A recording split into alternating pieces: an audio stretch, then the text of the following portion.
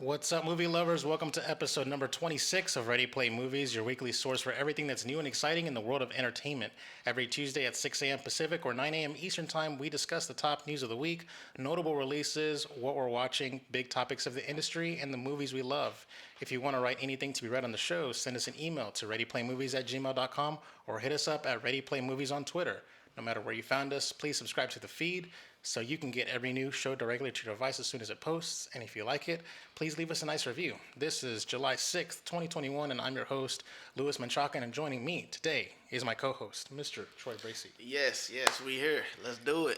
I'm so excited to be back each week. All right, Troy, we didn't even do a topic of the show for 4th of July. I don't know if there really is something we could have done, but, how was your 4th of July weekend? Oh, man, it was good. It was a fun weekend. I went out of town with some friends, and we really just ate and got some drinks and watched fireworks from wherever they were shooting up out there in Austin. So it was good, man. It was good. I didn't get to watch as much movies and stuff as I wanted to and, shows and stuff because I was out and about for the 4th, but it was a good week. It was a good weekend for sure. Same thing for me as well. I had some cookouts on 4th of July all day. It was that's lit. All day thing, and although I did get to see some movies, kind of, sort of, I'll get into it much later. Fit some in there. You put a movie in the background and stuff like that, a cookout kind of thing. So I have a little story to tell. It's a very 5-second story, but I'll tell it later at the appropriate segment. Yeah. But I had a good time. It was a lot of food, and it was and it was also even a birthday party on Saturday night. So I'm all weekend long was just one big busy. cookout. Yeah, it was one big turn up. Yeah, exactly. So let's go ahead and start the show. Actually, you know what? Quick housekeeping. Actually, I was about to go into the first segment.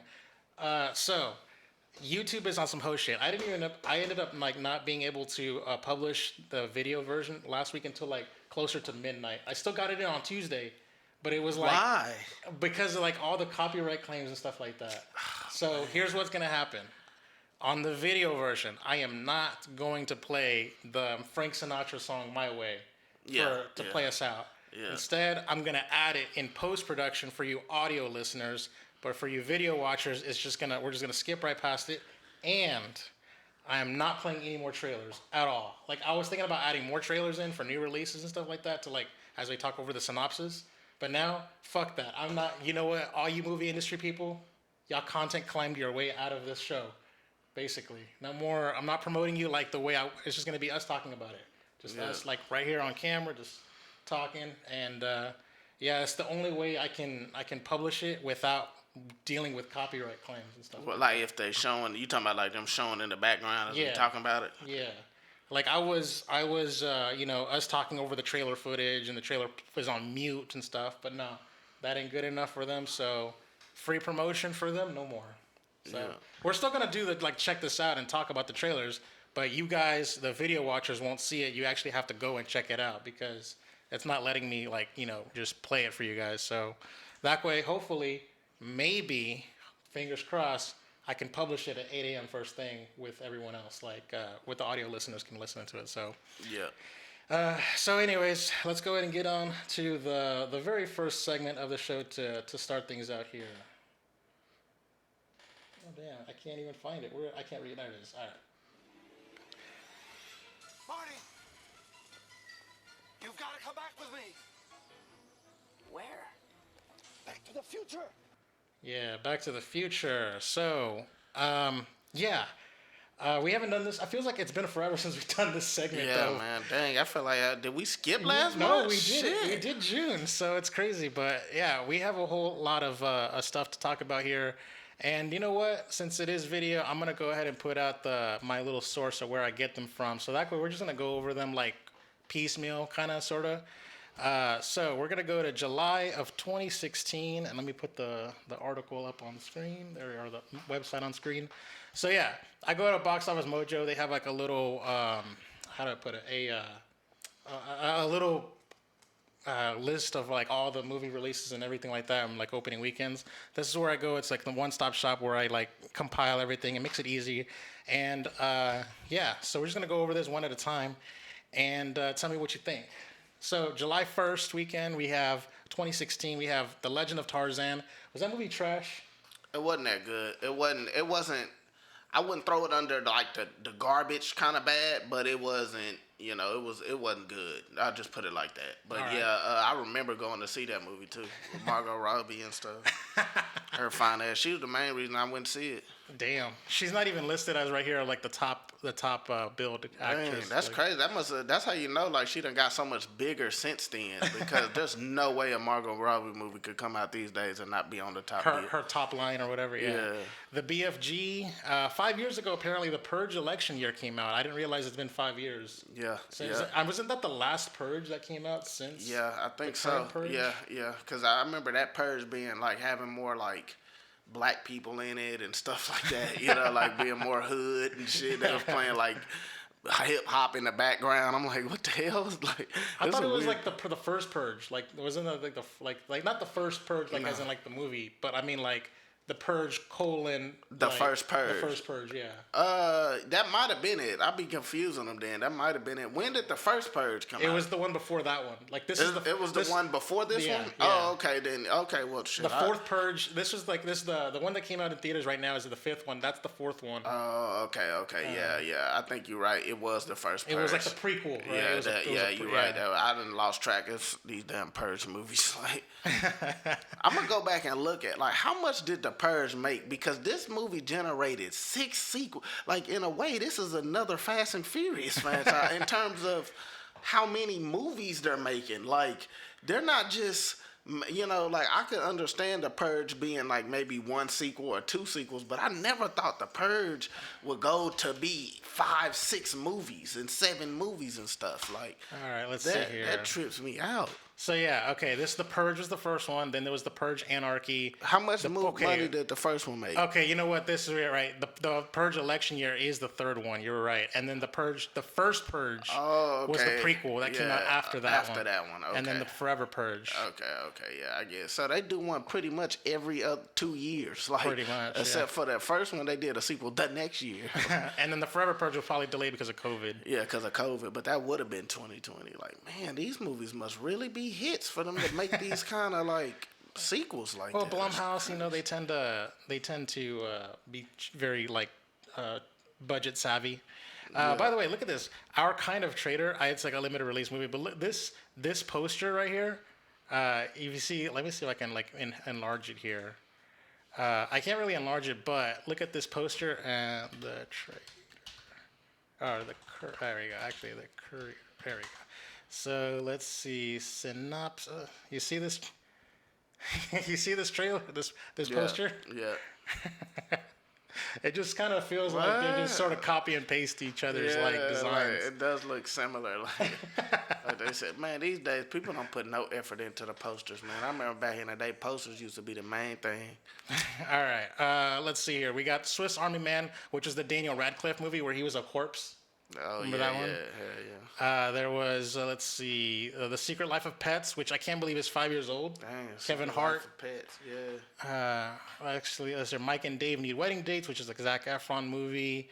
And let's see, I see The Infiltrator, which is a Bryan Cranston movie, which I didn't even know about. And Ghostbusters, 2016 Ghostbusters. Oh, snaps. Yeah, I remember that. I did not like that movie. That movie was trash. Yeah, I did not like that movie. That was a disappointment. All right, let's see what else we got here.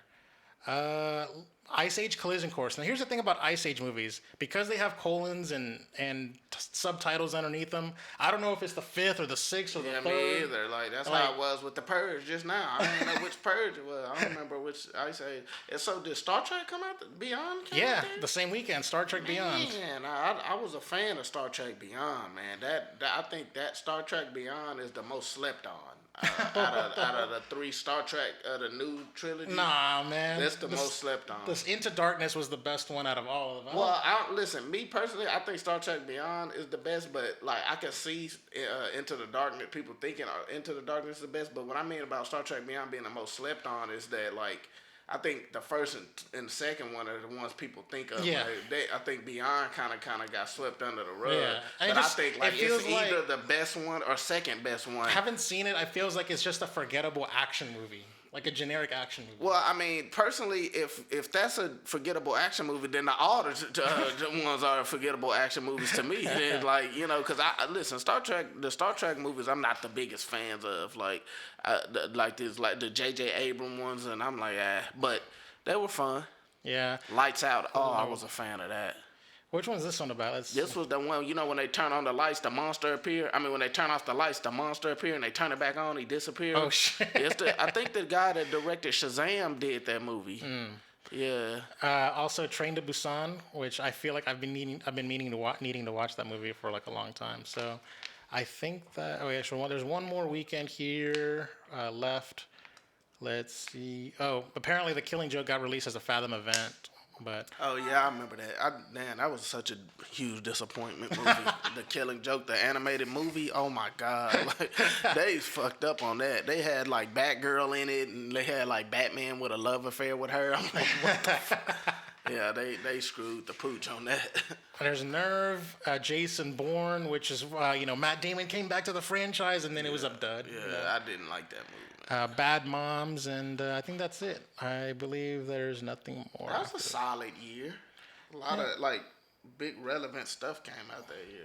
All right, we'll go ahead and the BFG. I like that movie. We'll go ahead and stick to the doc here because I don't want to do so much scrolling. So we're just gonna go ahead and just read the list here from the doc. I was gonna say that's much easier to do all that scrolling. All right, now 10 years ago, July 2011, Larry Crown, Monte Carlo, Zookeeper, Horrible Bosses, Harry Potter and the Deathly Hallows Part 2, Winnie the Pooh, Captain America: The First Avenger, Friends with Benefits, Cowboys and Aliens, The Smurfs, Crazy Stupid Love, and Attack the Block. Listen, Crazy Stupid Love, what a good movie, man. Jesus Christ. Like, I really love that movie so much. And this might be like the best collection in 1 month in one go. Like, you got Harry Potter ending, which is like ending on a high note. Captain America 1 was but it's the start of the franchise. Yeah. I like Friends with Benefits because the Woody Harrelson stuff, all the scenes with Justin Timberlake. Yeah. Crazy Stupid Love might be a classic, and Attack the Block started John Boyega's career. I mean, it's crazy because Captain America, that first one, I didn't think that like that trilogy would end up being my favorite. Like after the first one, I'm like, that movie's kind of that's whack. Like it's corny and like he's skinny and but then by the time you get the Winter Soldier, it's like, damn, this the best fucking Marvel movie. And then you get Civil War after that, so it's like that's dope. Yeah. I just want to say I watched Cowboys and Aliens in theaters. I didn't like it. It was such a disappointment, I was so excited for it too. I remember just being like, damn, that's original. Yeah, that's so new and original. And then I was like cowboys are like fighting sci-fi shit with lasers. Yeah, and something. What the fuck? Yeah, man, they dropped the ball. Yeah, so there you go. Also, I feel kind of bad for that one. There's the little kid that's in the movie, Cowboys and Aliens. He's the same actor that played in Avatar: The Last Airbender, the M. Night Shyamalan directed live action Avatar movie. Oh, really? And so between the Avatar: The Last Airbender, what a bad career! Movie, his career died just on like. I wonder what he's doing these days. Probably nothing. I ain't acting. I haven't seen him in anything since. Yeah, man, that's why you got to pick your movies well. 15 years ago, July 2006, we got Pirates of the Caribbean: Dead Man's Chest. Do you know which one that is? That's the second one. Oh, that's the very second one? Oh, okay. Okay, I just want to throw this out there, Hollywood. I hate colons in movies and subtitles. Just put a number on it. Iron Man 3. Listen, you know what? I got to disagree because I feel like it's more fun and original when it's like something. Now, granted, like when we're trying to figure out which one, we don't know. But it's more funner. Like, wouldn't it be more fun when something, and you just say, I don't know, Star Wars 3, or would you say Star Wars Attack of the Clones, or like, Godzilla. King of the Monsters. Yeah, like it's funner to have that then, and I think that's why Hollywood do that for marketing purposes better than just, you notice they don't do that no more. They used to have Spiderman 3. They used to have they don't do that no more because I think it's more funner for people to like, what's the title? No, you know what it is, right? You know what it is. I'm going to tell you what it is. They don't want to put numbers on there because the higher the number, like let's just say Fast and the Furious 9. Yeah. You know what I mean? people don't. It almost kind of feels like they're taking away certain people from going to watch the movies because they got to see like, oh, I got to see 1 through 8 Yeah, it first. feel like that. It feels yeah. like it. That, So, I think that's part of it too. I video think games do that too. Like The Witcher, it used to be The Witcher 3, but before they released it, they renamed it to The Witcher: Wild Hunt. Yeah, yeah. Because they stopped for marketing purposes. They stopped referring to it as The Witcher 3. Right. So that way, people that are new to the franchise can buy it as their first Witcher First game. one, yeah. Like I think that, I mean, to me, it's smart. I really don't have a problem with it, but it's just like, because to me, it's just super boring, especially when you want to speculate, like, what's the title gonna be? Because you always look at the title for a hint, like the Spider-Man Far From Home. You know, like, oh man, he gonna be far from home. Like, you know what I'm saying? But if you just say Spider-Man Homecoming 2, it's like, oh man, you know, you disappointed. But I understand what you're saying, though, Like, we because can't tell we you don't which have one's no clue. I have no clue. Yeah, They should exactly. at least put like 2 in it, like Captain America 2, The Winter Soldier, 2, something, like. Shoot, yeah. So as he gets to like these like longer movie franchise, like the Purge series, you can't tell which one's you which. have no clue. Annabelle Creation, which one was it? I don't know. The first or the second Annabelle one? Creation is the second one. See, I'm wrong. you're right. I think you're right. right. I think you're right, but you had to think You about had it. to I saw you look up and think about it. I didn't know off the dome for sure. Yeah. All right, let's see. So yeah, Dead Man's Chest. I stopped and started on that list. A Scanner Darkly, which is like that, like a Robert Downey Jr. I never heard of that one. Wait, it's like an art style. It's all like rotoscoped or whatever. Not rotoscope. Whatever the fuck that technique is. You, Me, and Dupree, which is that Owen Wilson movie. Little Man, which is the Wayans brothers movies. You know where he was like a little. That was so stupid. Them Wayne brothers, they come up with some original shit. It's But they're just be dumb. so stupid. Like, Who give them money? yeah. Monster House. Like your favorite M. Night Shyamalan movie. Oh, God. Lady in the Water. Lady in the Water. What a terrible movie. God damn, bro. My Super Ex-Girlfriend. Clerks 2. That's a classic right there. I think. I've never seen Clerks 1 is a classic, but Clerks 2 was trash. it wasn't trash. It just was a movie. Yeah. You know what I'm saying? Like, I would say this one's a classic. Little Miss Sunshine. Abigail Breslin's career took off because of that, as well as, of course, Steve Carell had an indie hit. The Ant Bully and Miami Vice with Colin Farrell and Jamie Foxx. That's a pairing right there. this was just a bad like list in general. Like, oh man, I wasn't a big fan of this list. I ain't gonna even lie. John Tucker Must Die. Have you seen that one? I have, but I can't remember it. Like, Oh man, it's like this one guy who's like a romantic guy. He's dating all these women, and then these 3 women find out that they're all dating the same guy. Yeah, and so they yeah. hatch I a revenge remember plan. it. Yeah, that's I ain't seen that in a long ass time. I probably seen that once. It's an American remake of a Spanish film, by the way. Oh, wow. I forgot the name of the original movie in Spanish, but I've seen both of them. Wow. All right, 20 years ago, it takes us to July of 2001. Scary Movie 2 leads the pack, followed by Cats and Dogs, and then the Jet Li movie Kiss of the Dragon. Final Fantasy, The Spirits Within, Legally Blonde, The Score, which is Robert Downey Jr. and Robert De Niro. God damn it, why did I say that? Yeah, Robert De Niro and Edward Norton. Yeah. And what's the name too was in that. The dude that played Godfather. Damn it, what the fuck is Marlon Brando? Is Marlon Brando. Really? Yeah, Marlon Brando was in that too.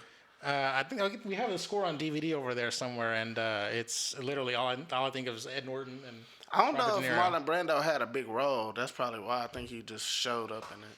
Jurassic Park 3. Now, I'm going to just tell you this right now. I don't think there's ever been a good Jurassic Park movie since only the first one.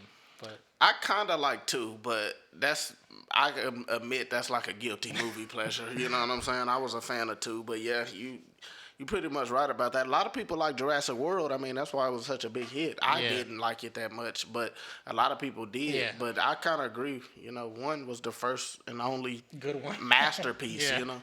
America's Sweethearts, which I believe is a Julia Roberts movie. The Mark Wahlberg Planet of the Apes. Hey. Oh, yeah, I remember that one. That one was weird. Like, I remember watching that one. It was weird. Directed by, what's his name? The guy that did the Batman movie. Oh, yes. Edward Scissorhands. Yeah, oh, my God. Dang, I hate when this happens. All right, let's do it. No, hold on. No, don't do it yet. Don't do it. Fuck, what is his name? All right, I'm going to figure it out. What the fuck is his come on, think. Don't let him do this. Ah. He works with Johnny Depp in every goddamn movie. I cannot think of his name for some reason. All his movies are gothic. That's Yeah, all. I know. Like, Oh my all right, God, it's there you killing go. me, man. All right, the Apes. What is his name? Director. There we go. No. All right. Freak, I cannot think of his name. Tim Burton. There it is. There it is. I hate when this happens, man. All right. Let's see. Did I cover everything here? See, Final Fantasy. That's the score. Yeah. Oh, Rush Hour 2. There we go. Rush Hour Better 2. than the first one. Right? Yeah, that was one of them rare situations where the sequel is better than the first one, and I like the first one, but yeah, come on now, Rush Hour 2 is the best in the whole trilogy. The Princess Diaries, which started Anne Hathaway's career, and Original Sin. Never heard of that movie. All right. Anything you want to say about the 20-year mark? Nah, except they all trash. I mean, a Scary Movie 2 was actually, I like that one. Yeah, that was Legally Blonde, that's it. Yeah, that's and Rush Hour. There you go. The three standouts.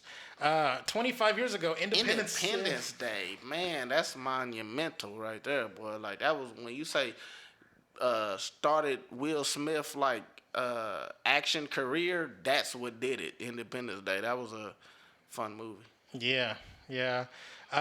Independence Day was the highest grossing movie of 1996. God damn. And to be honest, like I watched Independence Day like 2 years ago. It don't hold up that well. What? But not to me. It don't hold up as good, but it's still so fun. It's still like nostalgia. Like it's not one of the movies where I'm just like, oh, it's trash. But when you rewatch it, it's like when's the last time you seen it? Probably like in the mid 2000s. That's what I'm saying. Watch it again. You can see what I'm talking about.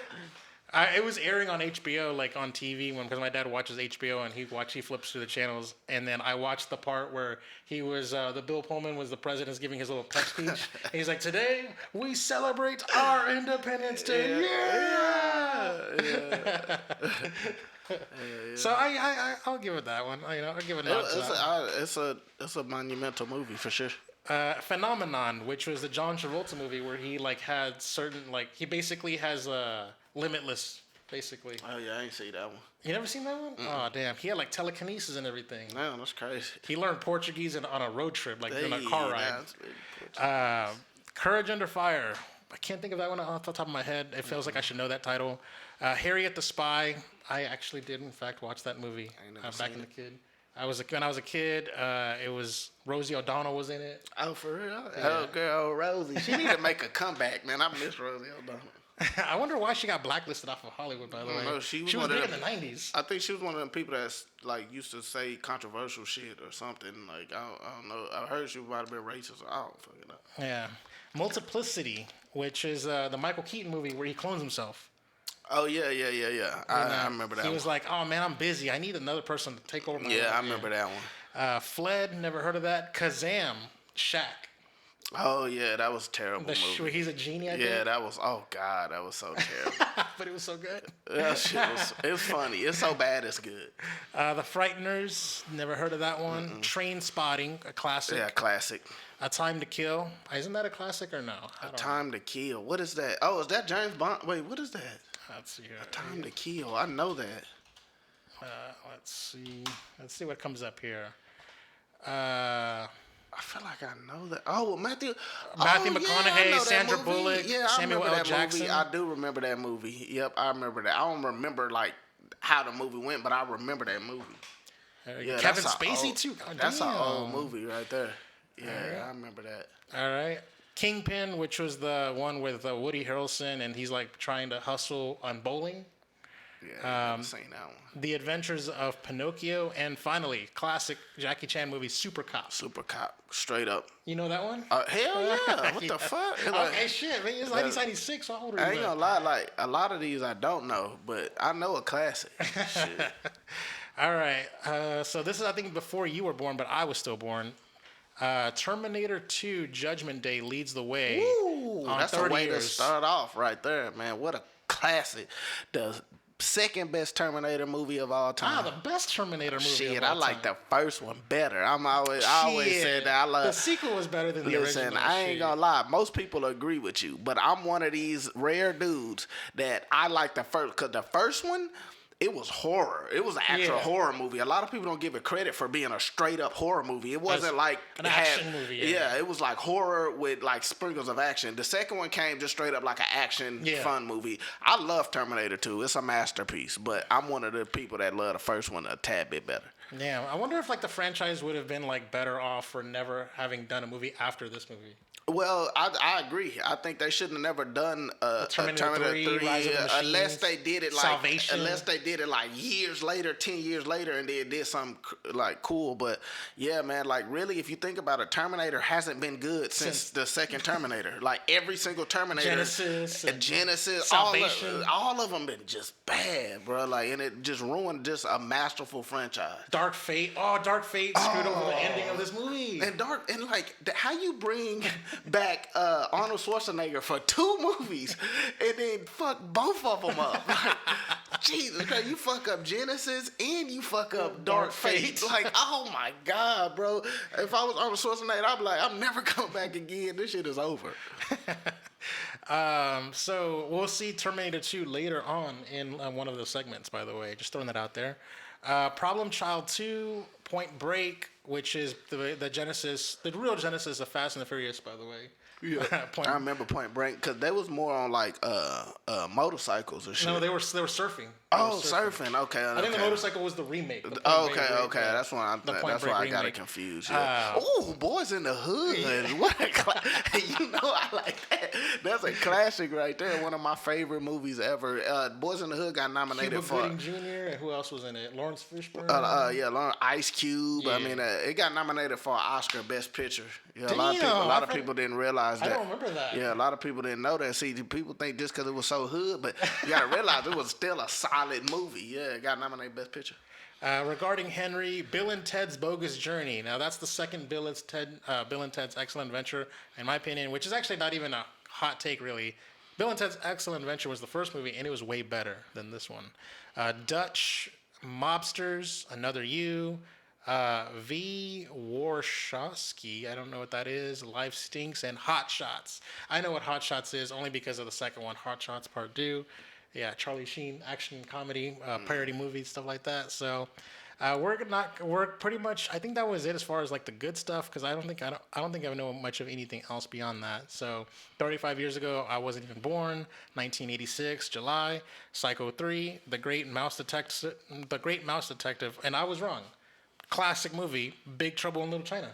Oh yeah, oh my God, that's an all-time great right there.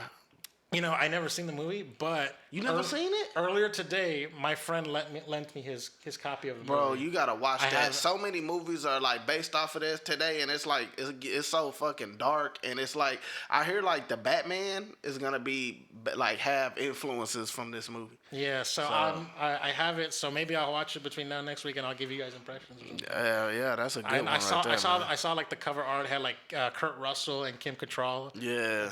Kim Cattrall of Sex and the City fame, by the way. So. Yeah.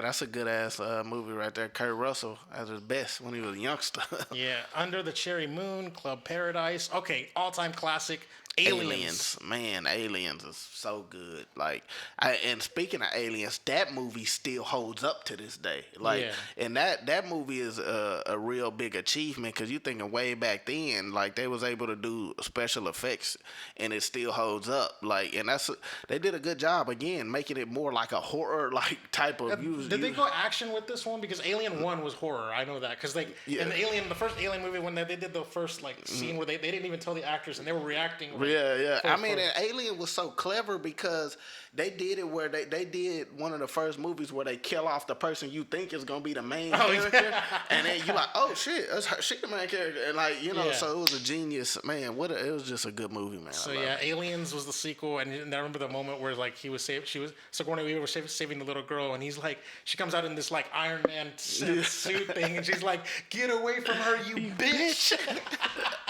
Yeah, man. That shit has been parodied so many times. Yeah, for real talk. I love Aliens, man. She just straight said it. Like, That's like an all-time classic scene. all-time classic right there. I never heard of this one, but it's just called Pirates. That's it, just Pirates.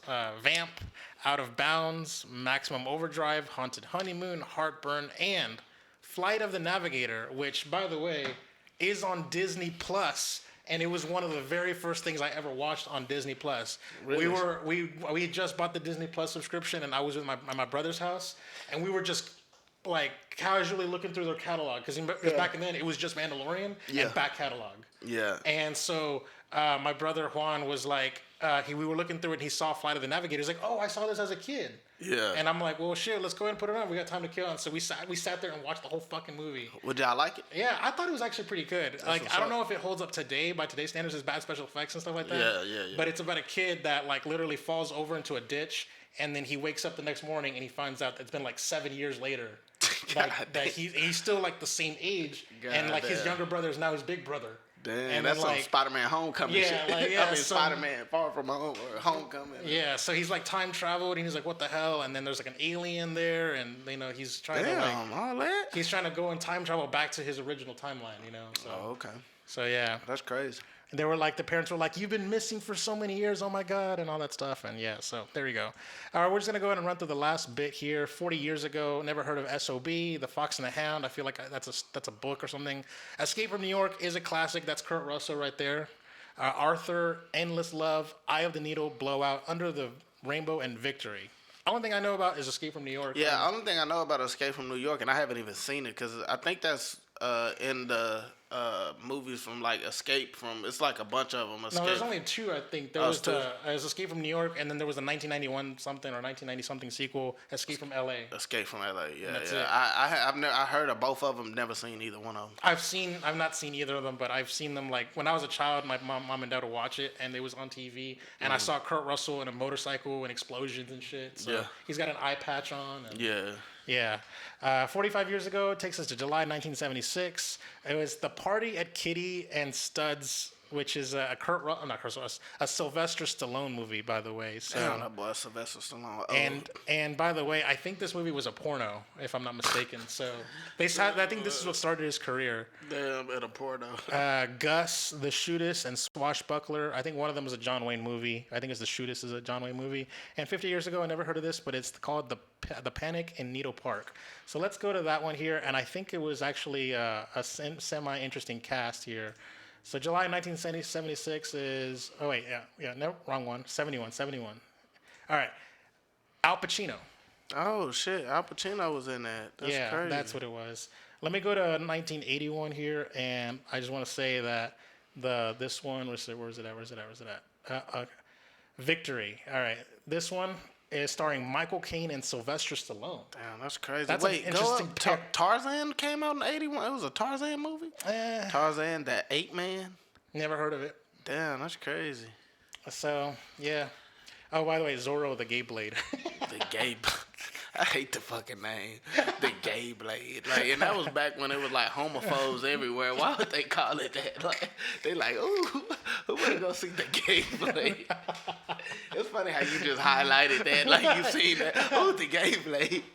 I didn't put it on the dot. Oh, yeah. By the way, Yeah. I like, okay, I'm not gonna put that on there. And so since we were on that page, just You're now, like, fuck it. I would just say, I'm fuck gonna it. highlight the Gay Blade. What a terrible name. Let's see that get released on like Amazon Prime or something like that. If they release it on Disney, they be done changed the name. The Happy Blade. Oh, man. All right, we'll go ahead and move on to impressions. There's no sound effect for that, so let me just switch our. There we go. There. All right. So for impressions, we both watched Loki episode 4. So let me tell you this: we're gonna go ahead and just talk spoilers. We're gonna assume that everyone's here has watched it. You can look at the time code on the show notes for the next thing that we talk about, so that way you don't have if you haven't seen Loki or anything like that. So let me ask you this: I'm gonna go straight to the ending. Did you watch the post-credit scene? Yeah. All right. Did you? Did you think that they were gonna like maybe like skip an episode where Tom Hiddleston wasn't in episode 5 and he comes back in episode 6? Yeah, cause I mean, when he first actually, I'm not gonna lie, like I thought for a second that Marvel was getting real bold and was gonna kill Loki and then make the rest of the show, the last 2 episodes, about the girl Loki, because technically that's still Loki. So it's like, it makes sense. And like I just enjoyed the surprise factor. Like, damn, they killed Loki, and I know they could bring him back some other way or something. So that's what I thought they were gonna do. But once you see the post-credit scene, like they don't die when that happened. They just go to some other dimension or some shit. Yeah, I was thinking that they've made it seem like you're just deleted out of existence or whatever. That's what I thought. And I was thinking, like, back when the first episode when they did that, I was like, damn, Disney, like, this kind of funny. Y'all just killing niggas. Like, oh, you're talking about the guy that got on the line. Yeah, he's like, but this makes more sense. Like, okay, like they just go somewhere. They don't like get erased and die. They go somewhere else. Like, that makes sense. Yeah, basically like their version of Sakar. It's like a little dumpster. Right. Where like, yeah, they just dump them there. They dump them out of existence, but they're in this little whatever they at. I don't know, whatever it is. That's why I can't wait for the next episode. That's crazy. Is like I honestly thought that like whenever they had Owen Wilson get deleted, I was like, damn, that shit was real, because like I couldn't think of any trailers where he's in some footage or whatever. So I'm like, oh shit, like Owen Wilson gone. Yeah, like, and I mean, and I ain't gonna lie, man, like. This episode to me was a masterpiece. This episode was the best episode of the whole series so far. It was a masterpiece. I has a lot of my criticisms solved, because like I was telling you last week about how like, oh man, this is slowed down, but no, they accelerated the pace. Yeah, it's almost like they jumped to, like, because I think they realized the last episode was so much slower, which is still love that episode, even though they got a lot of complaints. But I think they knew they had to, put it in the next episode, take off. Gas. Yeah, master gas. But the one thing, if I would complain about it, is, I like the idea of them killing my favorite character in this show, which is Owen Wilson's character, whatever the fuck Mobius. Yeah, he's my favorite character, and I like the idea of him killing him, because it kind of puts stakes in it. Like, it's like, oh shit, this shit real. Like, you know what I'm saying? But you immediately find out that he ain't dead, and Loki ain't dead, and probably whoever else done got erased ain't erased or whatever. So it kind of took away that feeling of like, oh man, anybody can go, or like that feeling of like, oh shit, this shit done got real. They killing people off. It kind of took that away, but it don't matter. That's not really a big deal. The episode was a masterpiece in my opinion. Yeah. So I kind of feel like the one part that was a little sus was the fight when everyone was like doing the little baton fight at the end. Oh yeah, it was a little whack. They were hitting each other like bah, instead of like poking them with the eraser. instead of erasing them. Yeah. But that kind of brings up like a little bit of a minor problem I have with the show. Like, I feel like their power scaling is off. Like, when they first showed Loki, felt like a little human. He was a bitch. He couldn't do nothing. And next thing you know, by the time they show the woman Loki, what's her name? Sylvie. Sylvie. Once they show Sylvie, she's a badass whooping their ass. So I'm like, what the hell is going on here? Because, like, at first they made Loki look like he couldn't do nothing. The first 2 episodes, like, Loki, he was just a regular human, pretty much. Yeah. Like, that's how they made it. And then by the time they showed Sylvie, she was whooping all their ass like she's a god, like she's supposed to be. And then when you get to this, now they're both fighting and stuff. So I'm like... Yeah, sometimes when they fight like their human strength. And then sometimes when they fight, they have superhuman strength. They have superhuman strength. Like, even the last episode when, like, Loki turns around and stops a big ass train. I'm like, if you can do that, like, why can't you just whoop all their asses? Use telekinesis. Yeah, like, where's all your powers? It's like, it's almost almost in the powers. There's no powers in the timekeeper. Under the time, yeah. But I mean, even from being a badass, like, whoop their ass. You know what I'm saying? Like in Avengers 1, like, Loki clearly had superhuman strength. Bullets were bouncing off of him. He was literally like Thor strong. And he was beating the shit out of like those dudes that was running up on him. Like and so now it's like, oh, now he can't do, like, he's just it's like for convenience sake. Okay, we need Loki to listen and be good, so we gonna make him weak. And in this scene, we need him to be a badass, so he got his powers back. And in this scene, so that's one of the things that's kind of throw me off a little bit. But that's like a nitpick. Shout out out to Lady Sif coming back in a cameo. Oh yeah, that was So, funny, that very was a funny. good, Yeah, good scene. kept good, getting rewinded and shit. Like, yeah, just breaking him down, but building him back up, kind of thing. So yeah. that was a good one. And yeah, so overall, like the show is definitely hitting its stride, and I'm excited for episode 5. Man, so far, like I'm not gonna lie, so far I still got WandaVision as the best out of all the series, the Marvel series so far. But if these next 2 episodes can stick to landing, I'm gonna put Loki's gonna surpass it for me. Like I was gonna be Loki #1 and WandaVision, because WandaVision kind of disappointed me a little bit because the ending. The ending, yeah. But if this could stick to landing, I'm gonna have this at #1 because I loved every single episode. It's not been one episode that I haven't liked yet. So if they could stick to landing with the last 2 episodes, and really we could see that, you know, and I can't wait to see who the timekeepers are. Like I feel like that's got to be some kind of big reveal, because how can that not be? You know what I'm saying? Like, so I'm just excited. Yeah, everyone's like thinking it's gonna be King the Conqueror and stuff like that. Yeah. I mean, it's like if they pull that bullshit on this one, with like that they did with WandaVision, and it's just nobody or no shit. Like with this, it's gonna be even more disappointing, because you literally talking about someone controlling existence. Like you know what I'm saying? Destiny and everything. Destiny, yeah. So if you just have it, I don't know, if you do some cheap shit where it don't really matter or something like that, then that's gonna be disappointing. My theory is that it's Loki. That it's another, like a, you know what I'm saying, another version of Loki that's doing all of this. That's my prediction. I've seen that prediction too, by the way. Oh, really? But I will say this, that it's crazy to think that my most anticipated Marvel film or Marvel Disney Plus show was my 3rd place finisher, because I actually did had Falcon and the Winter Soldier is my most anticipated. Most anticipated. And you have it at 3rd? I have it at I 3rd thought right you now. had it over WandaVision. I think I might have like finally like changed, because I think I was like, the more I'm away from it, the more I can like, you could kind of see it for what it is. Well, what it is, like that show really end up saving itself for me, because that, like, the ending got better. The ending got so good that it evened out. Because at first it was like, I ain't really liking the show, but the ending, it almost saves it. It like it made a comeback and like was good. But WandaVision was good all the way to the end, and I was kind of like, nosedive at the end. And this one's been the one so far. Every single episode is landing. Yeah. So if they could just stick to landing, then there's gonna be a masterpiece of a show. Okay. All right. The only thing I watched, and I won't really stick too long, is I watched Rick and Morty. There was an episode on Rick and Morty where, like, I guess I won't try to spoil it too much, but basically, like, the premise is that the family has a decoy family living. In case they die, they know it's time to run away and start like packing your shit. Yeah. So it was a crazy ass thing, and I gotta say that I've been seeing a lot of mixed reaction online about, you know, whether or not people actually liked the episode or thought the episode was bad. I'm somewhere in the middle, because I actually do think that I actually enjoyed watching the show. But one thing I noticed is that, like, this was like the one episode I can think of where I didn't have a laugh out loud moment, which is crazy, because like that show is usually like top notch. I mean, it's like it's been so long. I mean, I know it was a point in time where they were saying there's gonna be no more Rick and Morty. I remember like it was like a point where that was a big thing. Like people were like, man, no more Rick and Morty. So it's been so long. I just hope they haven't fell off or lost that niche, you know, that they had. I'm hoping that's not the case. Well, they've been renewed. Back when they were like reached episode 30, they got renewed for 70 episodes, and that's like a lot of seasons. That's like 7 seasons worth.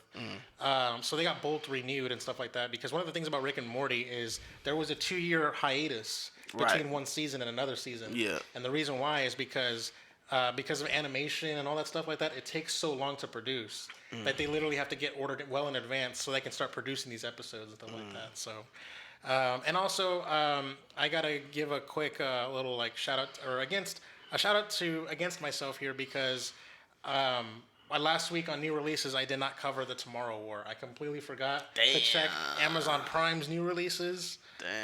It's like, again, there is not a one-stop shop where I can go to on a website where it's like, here's everything coming out. I have to go to multiple sites. and I forgot to double check Amazon Prime, which is also I feel really dumb because I went back and watched 2 episodes ago, episode number 24, and I said on episode 24, it's like, oh yeah, the Tomorrow War is coming out for episode 25. Yeah. And I'm like, oh, and then you missed out. I missed But you made up for it because you watched the Tomorrow War. So I'm sure that means more than than just mention it. So at least you made up for it. Yeah, so the Tomorrow War, I just want to give some quick thoughts, stuff like that. Number one, Chris Pratt, he's a movie star. That's literally like he can carry stuff. No question. J.K. Simmons got buff. He got some arms on him, some guns on him. Like, what the fuck? I'm like, for him to be so old, he a beast. I ain't gonna lie. He in there. He had a muscle shirt on and his arms were showing and everything. God like that. damn. Like, for him to be so old, man, he is a beast. And he did action scenes too, by the way. Oh really? Yeah.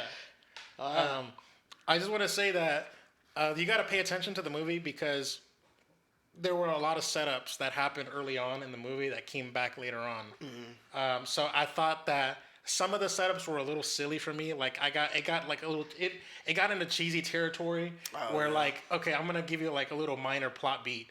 There's this one character that was like annoying in a classroom. He's all into something. He's into a very specific subject matter.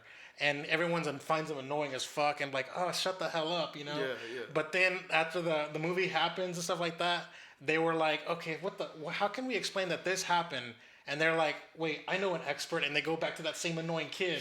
And I'm like, oh, come on, man. Oh, yeah, I hate that kind of, you know me. I hate that kind of shit. Why? What's up with that? I hate when, like... They set something up that blatantly obvious. Yeah, that obvious, and then it's like, come on, man. And then on top of that, you have an annoying character that is like, you can't tell that, if anything, to get this character away or make the character less annoying, you just gonna... live and die off this character. He's an exposition dump, I will say that. Yeah, so, like, I hate those type of shit, so I don't know. So they did a lot of that where, like, they were doing this, like, I don't know how to explain it, but they were doing this wild goose chase, and they're following a trail, and they're going through, like, these things. Mm-hmm. And also, some of the logic is a little off, like, I was like saying things out loud with the people I was watching the movie with. I was like, why are they doing this or why aren't they doing that and stuff like that. Yeah, that's a lot of those. There's a lot of logic gaps and there's a lot of things that they did that's extremely hella dangerous to do within the context of the movie and stuff like that, where things can go sideways so fast. Yeah. But overall, like, I mean, the movie was pretty good. It was very classic action movie. Was it fun? It was fun. Yeah, it was definitely fun. There was definitely a lot of death. Like, a lot of humans died, and Chris Pratt's character didn't seem to get affected by it much. And I'm like, damn, he literally killed his whole squad, and like he's his only he's the sole survivor, and like that's one of them things that annoy me. Like, I be wanting characters to, like, them to take the time for the characters to acknowledge the stuff that happened. I hate when movies are so quick and so, like, paced, where they gotta, like, avoid scenes where, a character might cry because his friends were lost, or a character might sit back and reminisce. Like, those moments are always necessary, but those be the moments that get cut out a lot of times, unfortunately. There's this part where they're, like, getting in a car and driving away, and everyone else is left behind. Like, literally everyone was left to die, and I'm like, what the fuck? Like, god damn. Like, okay, so as long as you're a main character, that's all that matters? Yeah. That's probably how they were thinking, shit. So yeah, I just want to say that overall, like I could say, it's a fun movie. I can see why it ended up on Prime. I'm not entirely sure I would have been happy if I paid to go see movie. See it in theaters. See it in theaters, yeah. But I was happy to go pay and see Fast 9. So whatever. To take my word. I would say, like, yeah, it's definitely better than Fast 9. That's good. I'm glad you admit that. Yeah. So yeah, that's all I got to say about the Tomorrow War, and I'm going to be reading the Tomorrow War synopsis during new releases to make up for it, and also. The Tomorrow War retroactively gets the pick of the week from last week since I didn't have it there. All right, we'll go ahead and move on to the news. We interrupt this program to bring you a special report. All right, so for the news, we got a couple of some pretty big stuff that is borderline. Some of them are borderline not even movie related. And we'll get to it here pretty soon here. But we'll first start off with, I would say, the bigger story, would probably be about the Directors Guild of America. They are putting out some rules here, and I wanted to get your take on this one. So the Directors Guild of America sets a 2022 rewards date and then reinstate a exclusive theatrical run rule. So the 74th annual DGA Awards are set to take place on March 12th. The Guild announced on Tuesday. The DGA National Board also reinstated its requirements of an exclusive theatrical run, which was temporarily suspended due to pandemic-related theater closures for the DGA Theatrical Feature Film Award. The rule, which was first introduced in 2019, requires that films released after June 15th, 2021, have an exclusive theatrical run of at least 7 days prior to any other exhibition. Movies released via other distribution platforms such as streaming services on the same day and date they hit theaters are not eligible for the Guild's top award. For theatrical feature films released between March 1st and June 14th, 2021, the pandemic exception will still apply. The DGA also announced that the eligibility period for the top awards runs from March 1st to December 31st, 2021. Quote, after over a year of darkness, theater marquees lighting up across our nation have been a welcome sight for our healing communities, said DGA President Thomas Schleim. We celebrate the return of the important role that theatrical cinema plays in bringing together audiences as they collectively experience films as the filmmakers intended them to be viewed. As the 2020 DGA Awards, Chloe Zhao took home the Theatrical Feature Film Award for Nomadland, which also earned her this year's Academy Award for Best Director. So the 94th Annual Academy Awards, oh damn, they already have Academy Awards dates for March 27th, which is 2 weeks after the DGA. So there we go.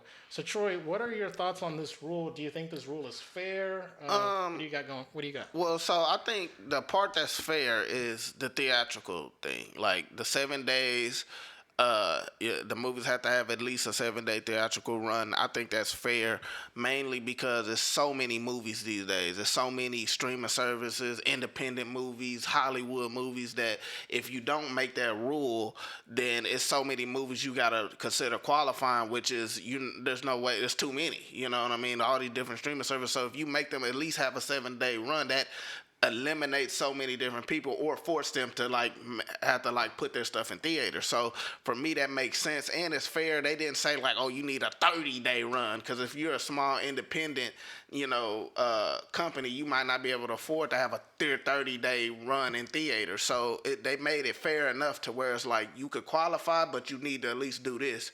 I like that. Now to me it ain't fair, because if you're gonna have for the streaming service thing, how they do the day and date thing, yes. To me that ain't fair. If it's in theaters, in theaters. Just because it's also on a streaming service, if it's in theaters too, it still should qualify. You can't just say, oh, but you can't release it on your own specific streaming service. To me, that's just being petty. That's kind of saying all you streaming service people, make sure y'all do y'all part. But it's if they're putting it in theaters, they're doing their part. It's in theaters. You know what I'm saying? So I really don't get the point. Literally from a qualifying standpoint, why does that matter if it's playing on TV as well? You know what I'm saying? Now it's different if they try to put debut it on TV for the first month, then put it in theaters for 7 days, and then that's cheating to me. But to have it debut on television or on their streaming service, but then also debut in theaters too. To me, that let that qualify. So that's how I look at it. So for me, I'm a little negative on this news in the sense that the exhibition and releasing, that whole game has changed drastically. That COVID could just basically open up Pandora's box, and you can't go back to the old ways. Also, what? As far as exhibition being how do you release something? Ever since COVID happened, and people are debuting straight to streaming services or straight to digital, you can't go back to all right, we're gonna stop doing all these stuff and we're gonna go back to just What? Yeah. I disagree with that. You can't just revert back to that. People's habits have changed. No, but that's only. I disagree with that, man. Listen, same way people have stopped going to grocery stores for a while, but then when the grocery stores came back and everything got more, they start going to grocery stores again. The same way people had to wear masks before they could enter a store, and then after a while that changed. Now you don't got to wear a mask no more. Like, just because we had a small time of things being different doesn't take away the hundreds of years that something's been a specific way, and then you say only for a certain amount of months that it can never be how it was for hundreds of years before.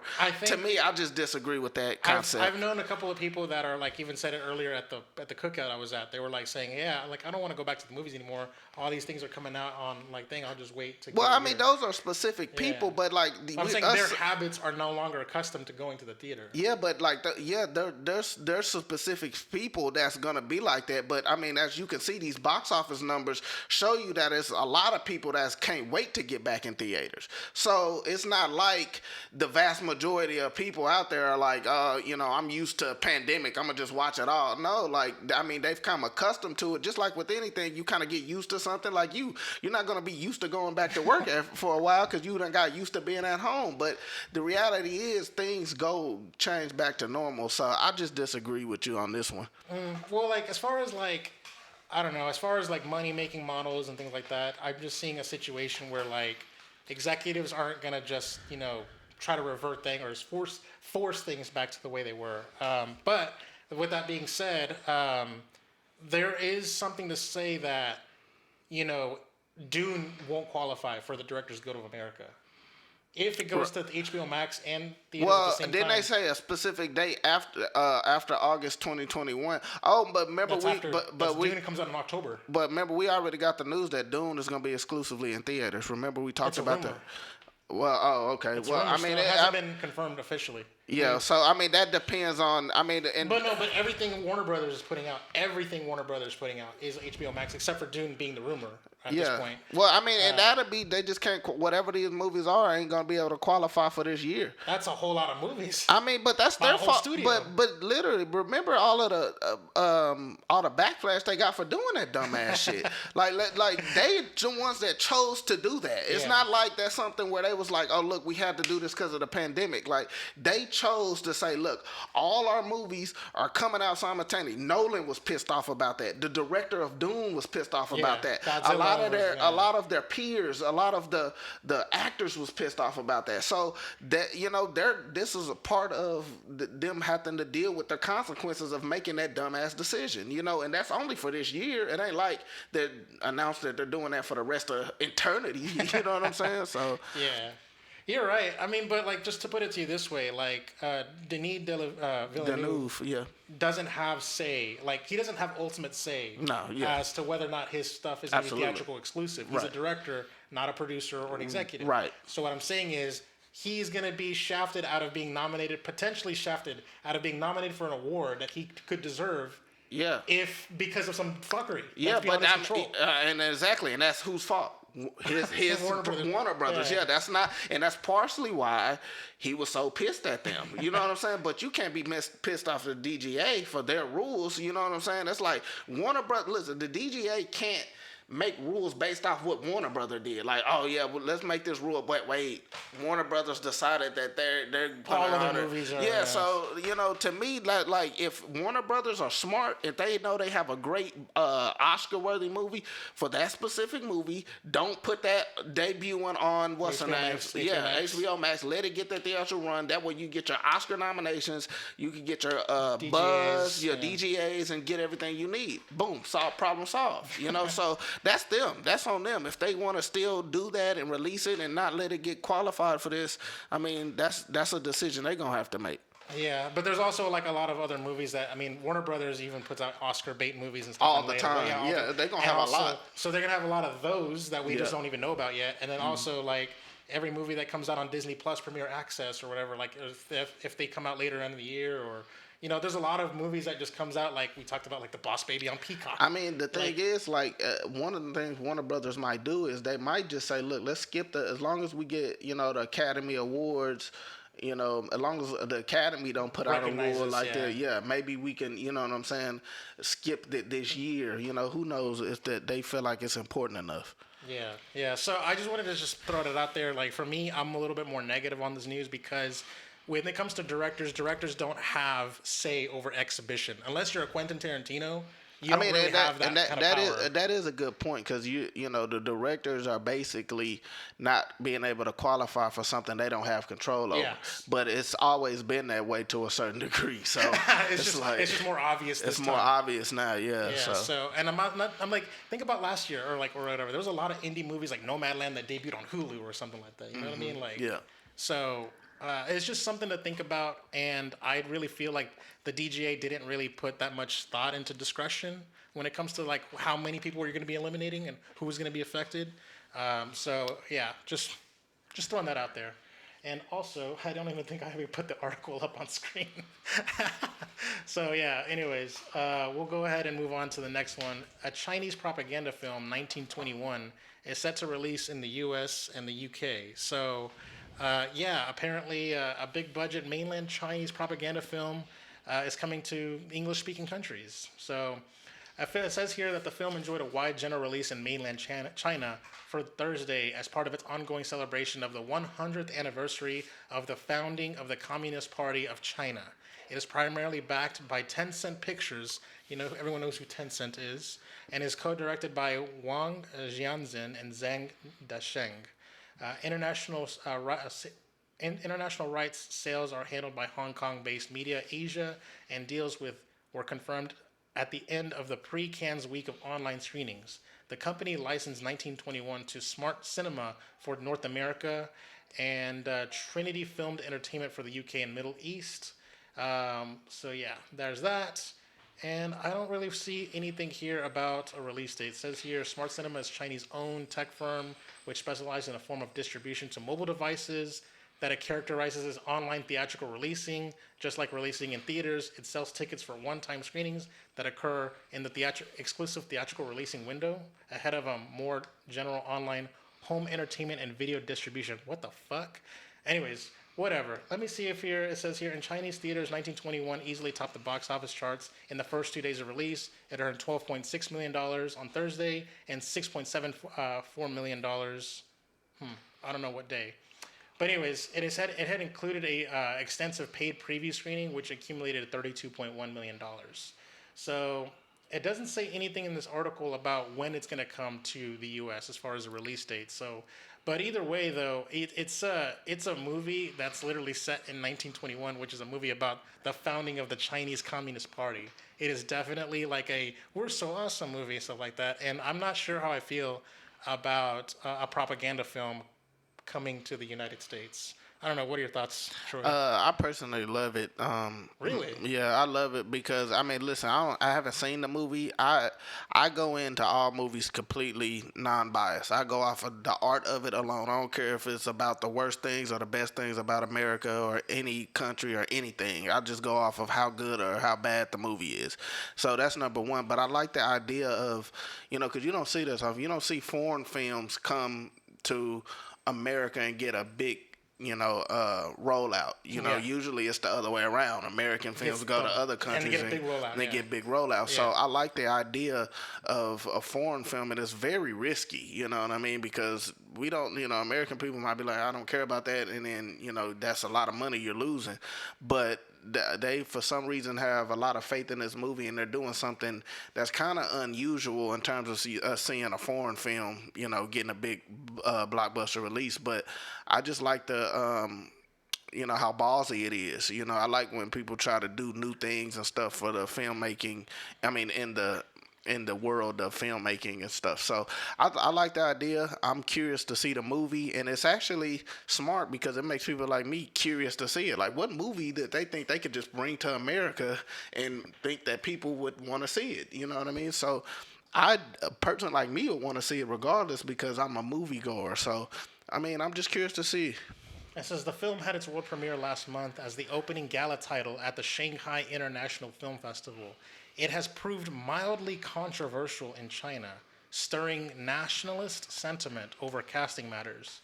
It employs a battalion of popular young celebrities to retell the events of 100 years ago, which has sparked chatter about the appropriateness of certain stars playing venerated political figures like Mao Zedong and Zhu Enlai.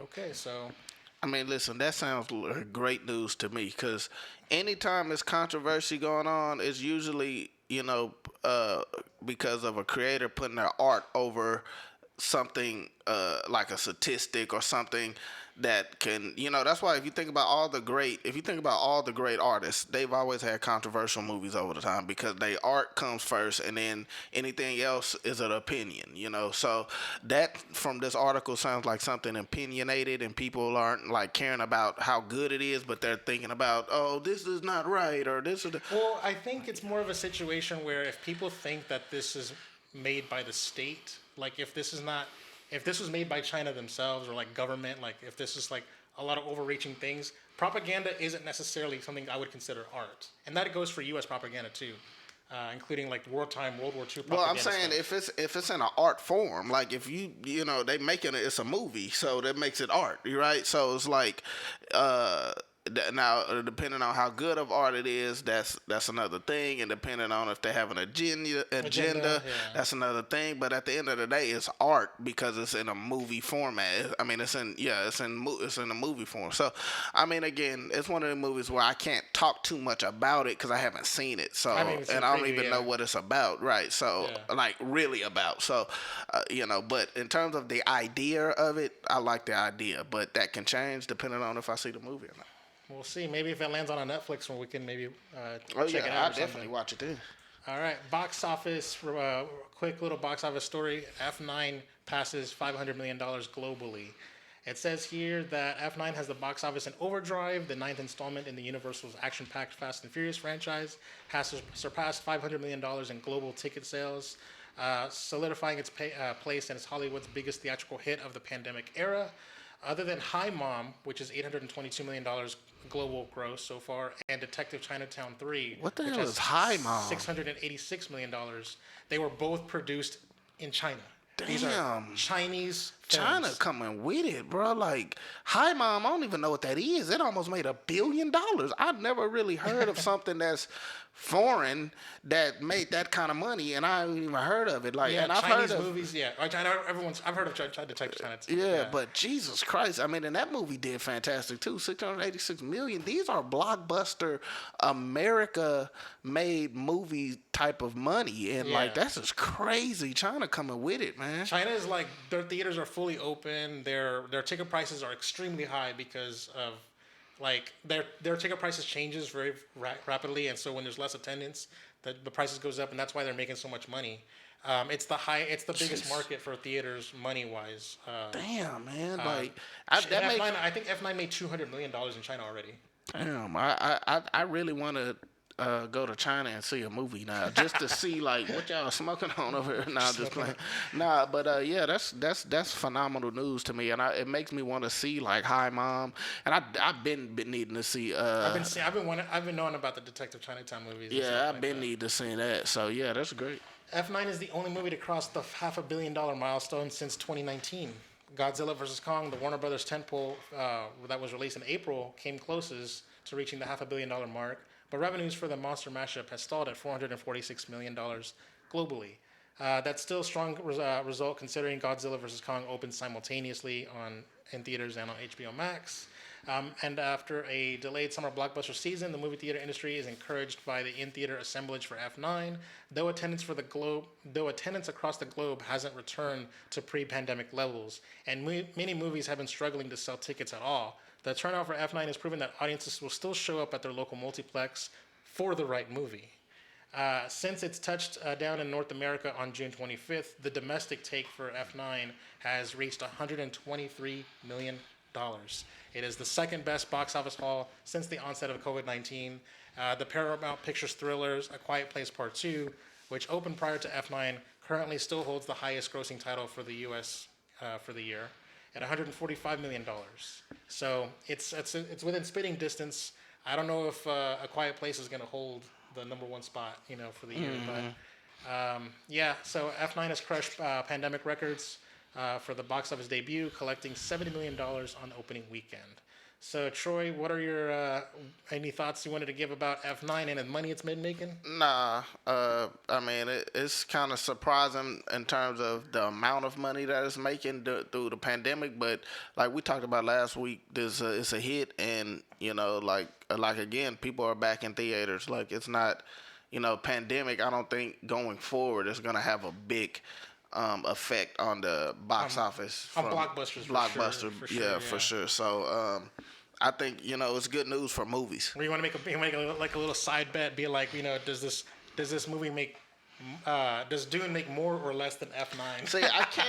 I really see. Here's the thing. Like for me, when Dune, like before this whole pandemic thing, when Dune come out, I think no doubt it was gonna make more than Fast 9. Like the amount of buzz Dune had, like it was something like I wasn't seeing since like Star Wars, But the problem is because of the stop and goes and with the whole Marketing blitzes. yeah, like I don't know if that's Excitement is still that there. excitement is stable, where it's like people gonna see it no matter what, So I think that really hurts films. Like if you're marketing something and then you stop the marketing and then start the marketing back in, some people forget about it, some people stop caring, and so who knows? Now I really don't know. I don't know if it's still gonna be a hit. I don't even know if they're still gonna do the because it's definitely not gonna make money if they're still debuting on HBO Max too. You know what I'm saying? It's not gonna beat this, but so we gotta see. That's one I can't bet on because I have no clue about it. Yeah, I'm willing to bet you it's gonna be a better movie. I really take that. I think that's an easy bet. Yeah, I'll take that bet. I want to say that this is like the second movie in the U.S. to cross the $100 million threshold. Or no, the third, actually. I take that back.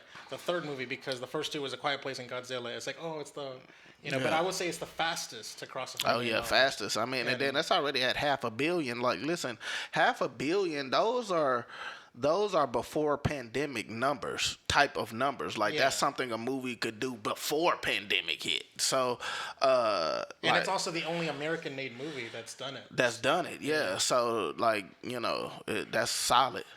Yeah. All right. And the final release, the final news story is not even movie related, by the way. So I don't know why I'm covering it, but it's on Variety. So I was like, fuck it, let's cover it.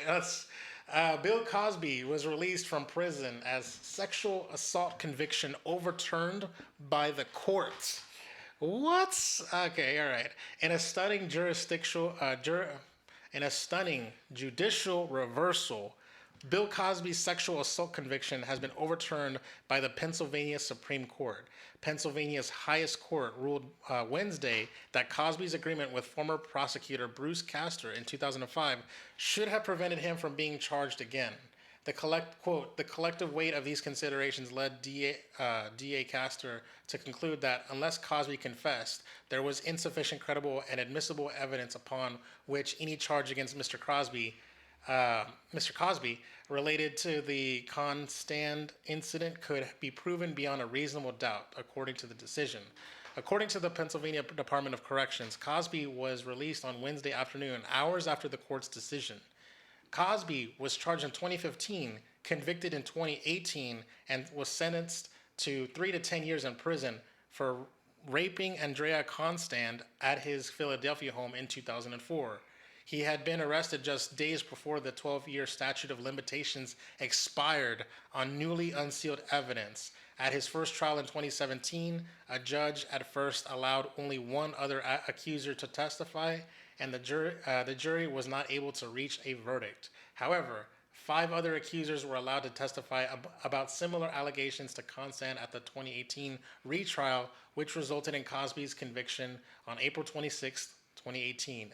The Pennsylvania Supreme Court ruled Wednesday, however, that the testimony at the trial was tainted, even though a lower court found that he had demonstrated a pattern of drugging and molesting women. The justices were concerned about the increasing trend of testimonies turning into a character attacks, as the law only allows testimony in limited cases, including to show a crime pattern that is so specific it serves to identify the perpetrator. So yeah, I'm gonna stop right there. This story is crazy as fuck. I didn't realize these details were this insane. I was just like, whoa. But yeah, I've seen a lot of like YouTube thumbnails and like oh my god, like Bill Cosby has been released. Yeah. Do you have anything to say about this? Nah, not really. Just because I really don't like this stuff right here. I'm not.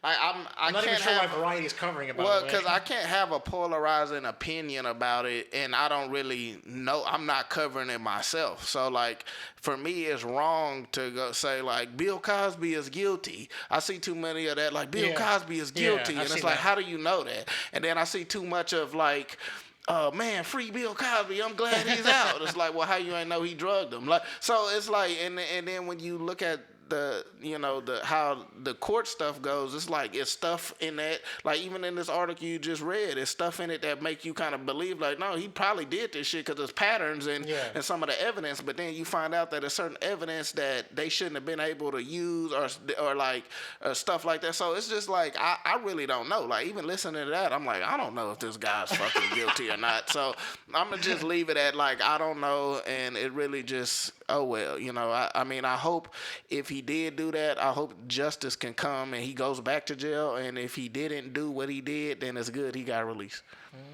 Cosby's 2018 conviction was taken as a victory for the Me Too movement, that the victim blaming of Cosby's defense had failed, and that the 5 other accusers who had been allowed to testify had helped bring the guilty verdict to bear. News of his release prompted a flood of public outrage given the weight of allegations and Cosby's long history of facing such accusations. The legal maneuvering around Cosby is raising new questions about whether it will have a chilling effect on sexual assault victims coming forward, particularly when the case involves a high-profile figure. Honestly, to tell you the truth, like my thoughts about this is like I don't know, like it does feel like, just again, I go with feeling on this one. I don't like saying that. It does feel like he's like a bad guy that deserves to be put away. But it's I don't know, like I mean, cause like it's different. Like with the Harvey Weinstein situation, like it's clear evidence he was a scumbag. Yeah. Like it's not no way you could be like, oh man, Harvey Weinstein was innocent. Like there's no way. You got videotapes, you got confessions, you got all kind of shit. Yeah. So it's like, if you watch, all you got to do is watch a documentary on Harvey Weinstein, and you're like, oh, this dude was guilty as hell. Same with R. Kelly. You watch, like these things are so obvious and it's like factual. Like so, it's like, but with the Bill Cosby situation, I'm sure he did it because again, there's evidence. I mean, not evidence, but there's a lot of testimony. Yeah, it's things to believe that he did do that, and there's patterns, and he had a bunch of different, cases that he dealt with in the past, and so it's probably sure he did it. But I don't know to actually be the guy that I can't have a polarizing opinion on it. But again, that's why I said if he did it, I hope somehow they get their justice and he goes back to jail. And if he didn't do it, then it's good he's free. So yeah, it's just one of those situations where I think this is more of a, from what I'm reading so far, it seems more like a clerical error, like how they decided how they did it or how they proceeded with what order of evidence is wrong, and then therefore they had to be free. Yeah. So someone didn't do their job right, and it kind of botched the whole thing. That's what it looks. That's what it's reading like. Yeah. But I don't know. We'll go ahead and move on to the extra news here. Number 1, Halloween Kills to debut at prestigious Venice Film Festival. Number 2, Black Panther: Wakanda Forever begins shooting in Atlanta. Number 3, Old Guard sequel script is complete and is set to begin filming in early 2022. Number 4, Dexter revival sees John Lithgow return as the Trinity Killer. Number 5, Quentin Tarantino buys LA's Vista Theater. Number 6, Richard Donner, director of Superman, The Goonies, and Lethal Weapon, dies at the age of 91. R.I.P. Number 7, James Franco agrees to a $2.2 million settlement in sexual misconduct suit. Number 8, Jamie Lee Curtis to receive a Venice Golden Lion for a lifetime achievement. And number 9, we'll go ahead and talk about the box office one more time. The box office report: F9 remains number 1 at the box office with $22.8 million second weekend, with The Boss Baby 2 debuting at number 2 with $16 million, and The Forever Purge debuting at number 3 with $12.4 million.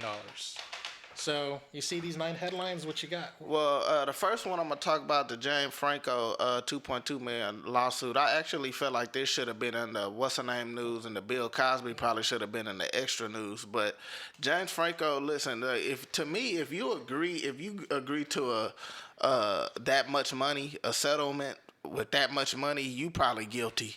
You know, that's a lot of that's a lot of money. Like, for you to be innocent or something and say, all right, I'm gonna pay you $2.2 million just to settle out, you're probably guilty, because if anything, you could put that $2.2 million and fight your case, and then fight the fact that, you know, look, I'm innocent, I didn't do this, there's no way I'm finna even give you any kind of money at all, whatever. So for you to be putting that kind of money in, you probably guilty, and you're probably hoping to somehow save your career by saying, look, I didn't get found guilty in this, so it was just settled out in court. So that's what it is, you know. It says here, it's a red flag.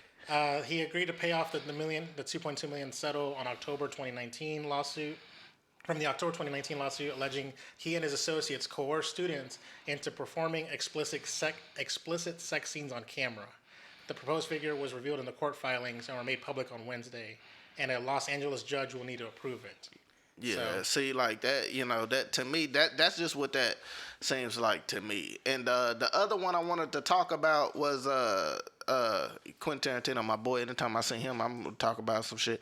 But him buying theaters is just always cool. That's all I had to say on that. And you know, that sounds like a Quentin Tarantino ass move to do, is to buy a movie theater. Yeah, you know to buy I mean? a movie theater. That's. I bet you this place is like very trendy or very like hipster, very like probably has like actual film projectors and not digital projectors. Yeah, and they probably got big posters up of classic movies and stuff. I want to go to that theater. Like, that'll be one of my goals in the future, to somehow go to that theater. It looks very trendy-ish kind of looking. Yeah, just because I know that it's on my Quentin Tarantino, I think you're gonna feel the movie love in that for sure. I like his quote. Tarantino's quote here is, I never like any theaters closing, but some of these exhibitors that are going, they fucking deserve to go. They've taken a lot of specialness out of movies anyways. Some of these chains. Tarantino told Shepard, explaining that he doesn't believe a movie theater should, quote, recreate my living room. So apparently he bought this theater because it's going out of business, and so he's saving it with his money, and he's gonna, the article goes on to say that he's expecting to open in December, so he's gonna renovate it, bring it back up to snuff, and I bet you it's gonna be a bunch of art house films. And the reason why I love that, because me and him think the same. Like, me and him feel like you can't create the same value in your home of watching a movie. Like, I don't care what kind of TV you got. I don't care the size. I don't care your setup. You can't recreate the value of going to see a movie on the big screen in a big theater with big surround sounds and, you know, digital projection. You can't recreate that in a home, and that's basically all he was saying in that quote right there. And I 100% agree with him. I would say, like, based off of what he was saying about like some exhibitors, I think he's saying like certain chains like are like doing those recliner seats and like. They're doing like this living room experience. Well, see, I disagree with him on that, because that shit's lovely. Like, because I've been to an old school theater where you kind of got the regular seats and other. It don't compare to when you could just. You know what I'm saying? It had like, it's one theater I went to, you could warm the seat up, and it's what? like, man. So it's like, nah, bro, that right there is like mixing the two. Like, you getting that home feel and you getting that theater feel. So I disagree with you there, Quentin. All right, but I just want to say, Halloween Kills. Why is it being premiered at a film festival? Yeah, I heard about that too. That don't seem like a film festival type of movie, but it's not an art house movie. But this really could be fantastic news, because if it's so good that you're putting it in the category of not like literally, but like, you know how the Joker, Joker's so good that you could put it in the category of an art house film, even though that's a blockbuster comic book movie. Yeah. It's so good that it got nominated for Oscar. So what if this Halloween Kills is surprisingly so good that they're trying to put it and show it in film festival type of stuff to like blow people's mind? I mean, that could be, you know, that might be great news for it. And I know the last Halloween movie was fantastic. Yeah, I just want to throw this out there. It says here, we're going to make Chad proud, is what it says for starting the production on Wakanda Forever. I just want to throw this out there that it kind of feels like a little bittersweet to hear. Like, I can just imagine what kind of emotions the cast are feeling, going to work and there's no Chadwick there, Yeah, I mean, listen, this is one of them movies where I gotta see it for me to really feel. Really? Yeah, I gotta see it to feel because I'm one of these guys that I feel like if the main character can't be there, if it's similar to how I felt about when Paul Walker passed away. Like if the main character can't be there, it's not like giving up to say, all right, let's not do this movie no more. It's saying that like we needed you to do this. Like you were the most important piece of this whole thing, and we need you to do it, and we can't do it without you. So we're gonna honor you in a way by saying that was the last thing. Now, I'm not saying they're disrespecting Chadwick by doing the movie, but in terms of me feeling like it can work as a film without Black Panther, like you go from thinking that we had Black Panther and then now he's passed away because Chadwick. I mean, what really happened with Chadwick Boseman passing away, I just don't see how you could write that and make that make sense. Like we just had Black Panther. And now he's gone. Well, how you gonna explain that, and who's gonna take over the mantle and where it really works? And, so it's one of the movies where I gotta see it and be like, oh, okay, that makes sense. Blah blah blah. But just off my head, I don't see how the movie could work without Chadwick Boseman. So okay, we'll have to wait for a trailer to see what happens. Maybe the trailer will reveal whether or not Shuri's the new Black Panther or Shuri's the Queen or whatever. Right. So yeah, that's about it for that, and we're gonna go ahead and move on to check this out here. Check this out. So for check this out, I am gonna put us up on screen. Just no footage, no trailer, no nothing. I'm gonna show the trailer to Troy here. We'll be able to react to it. But we're not going to actually let you guys see what we're seeing here because of copyright stuff. So sorry about that. And I don't know if I'm ever going to bring it back because I'm tired of dealing with copyright claims on the back end. So I'm going to first put up here on screen. And of course, I'll have all the links to all these videos in the description down below in the YouTube video, as well as in the show notes for the podcast listeners. We first bringing up Star Wars Visions here is the first thing to talk about. Star Wars Visions is a collection, like an anthology collection, where a bunch of different Japanese studios, and these are like big name like studios, they are all making like one like animated short in anime style for these Japanese creators to, go to town, go ham, and Disney, Lucasfilms, and they're just saying, here's the case of the kingdom. Go ahead and make a Star Wars story, and we'll feature it in our Disney Plus anthology, which is going to be coming out in September. So all of these Japanese creators, they are like doing their interviews or behind-the-scenes interviews, and they're very excited. It's kind of crazy to see like these different art styles and different anime takes on Star Wars, and it feels right, especially because Star Wars has definitely had some anime references in the past. And so this is perfect. It's like a match made in heaven. It feels like it's coming full circle.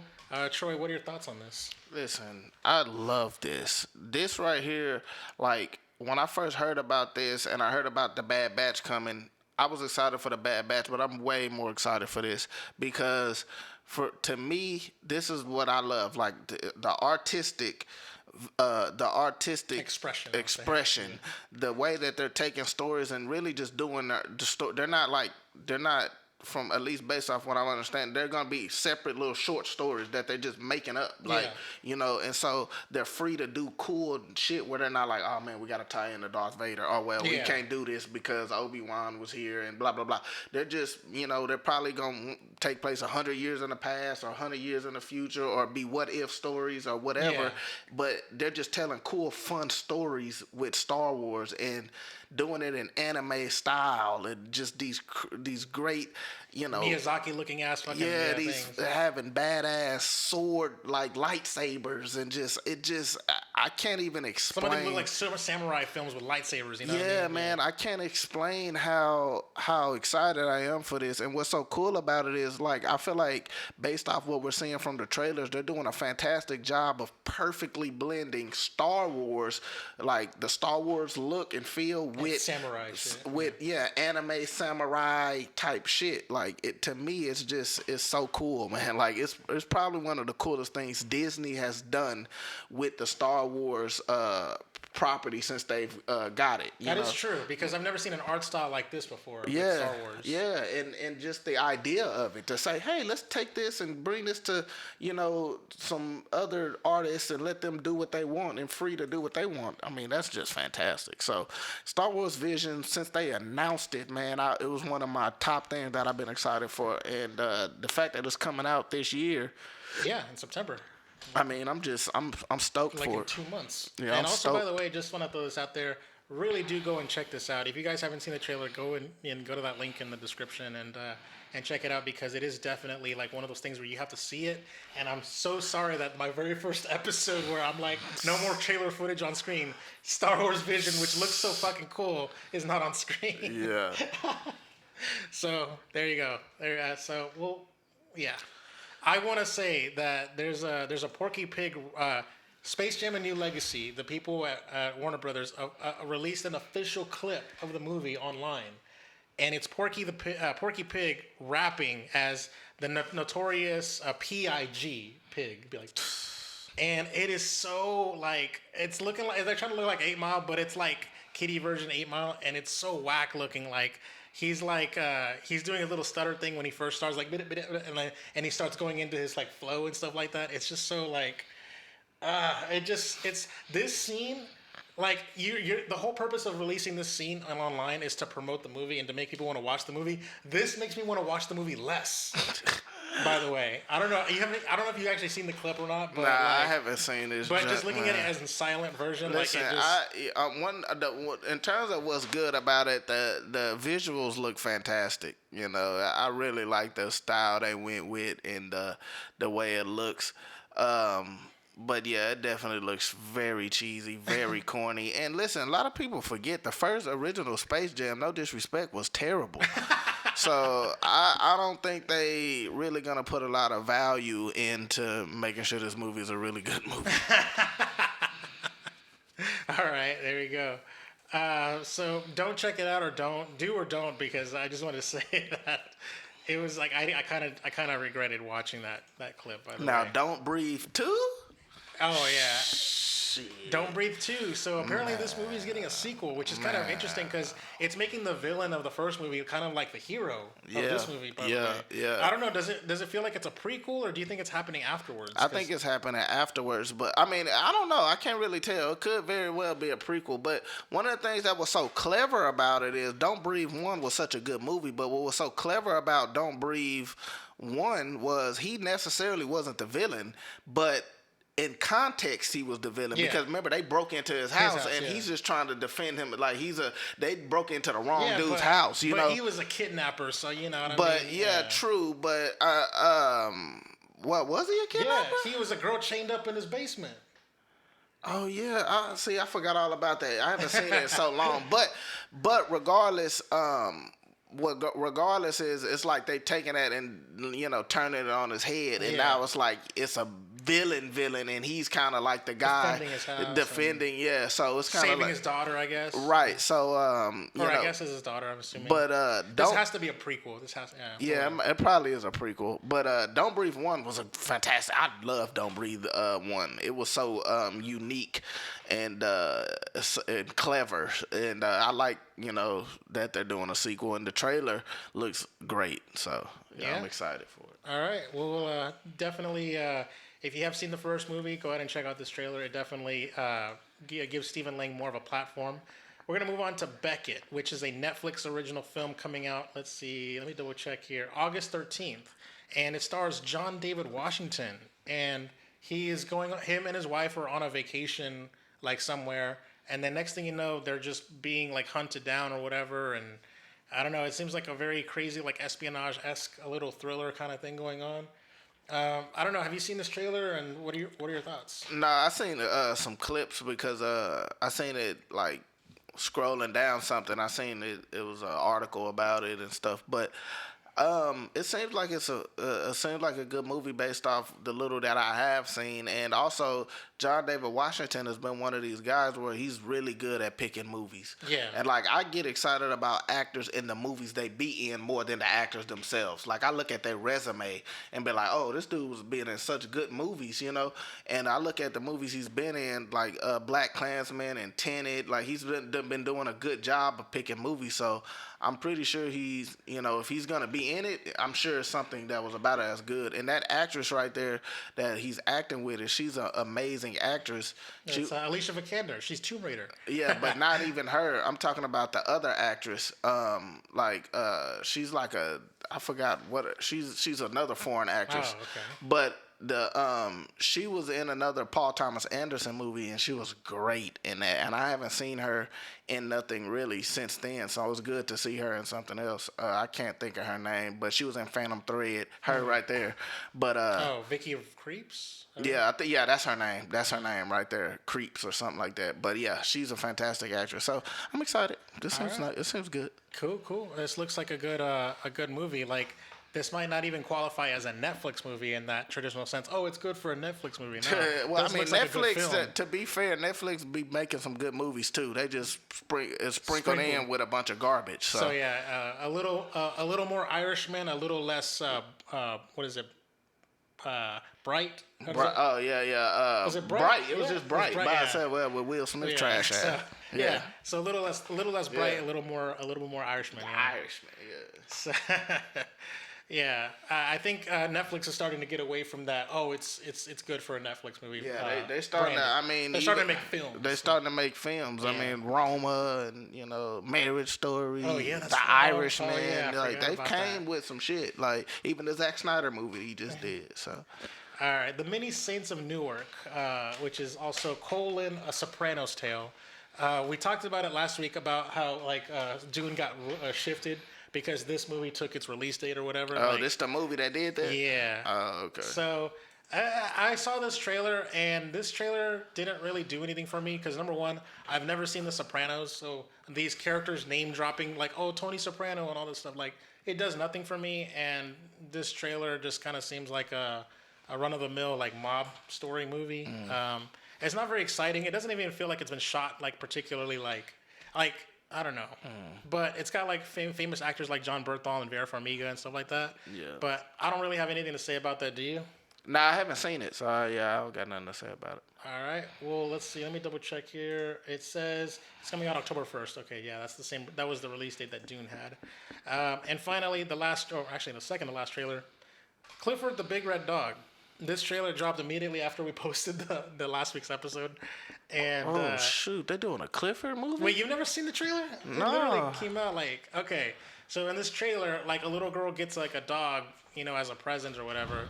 And, I guess somebody says like, oh, how big is this dog going to be? And then somebody tells her, oh, as big as you love her or love him or whatever. And so she oh my God. And so she said to like that old man says like, as much as you love him, that's how big they'll grow. And so she like makes like a wish or whatever where she's like crying, and then she has like a little tear fall on the dog's face or body or whatever, and it's a little magical tear. And then so she wakes up, and now it's a giant ass fucking dog. Nah, I ain't gonna lie. This looks. I don't know how good the story is, but this looks. The CGI looks terrible to me. I grew up on Clifford, and it just looks bad based off what I'm seeing in the trailer. It looks very bad. The CGI looks bad. I don't know. It sucks because this is my childhood. I would hope this is a good movie. I would hope this is a good movie, but based off what I'm seeing, they just going outside with a big dog like ain't nothing ever happened. Kenan Thompson. Yeah, they bring him in. Oh my God. Yeah, it looks bad. I'm not gonna lie. The CGI is just awful. It's beyond just bad. It's atrocious. So I don't know. Oh my God. He's gonna play fetch with this. Like he can be in those like little balls inside of him. Oh yeah. And now he's gonna.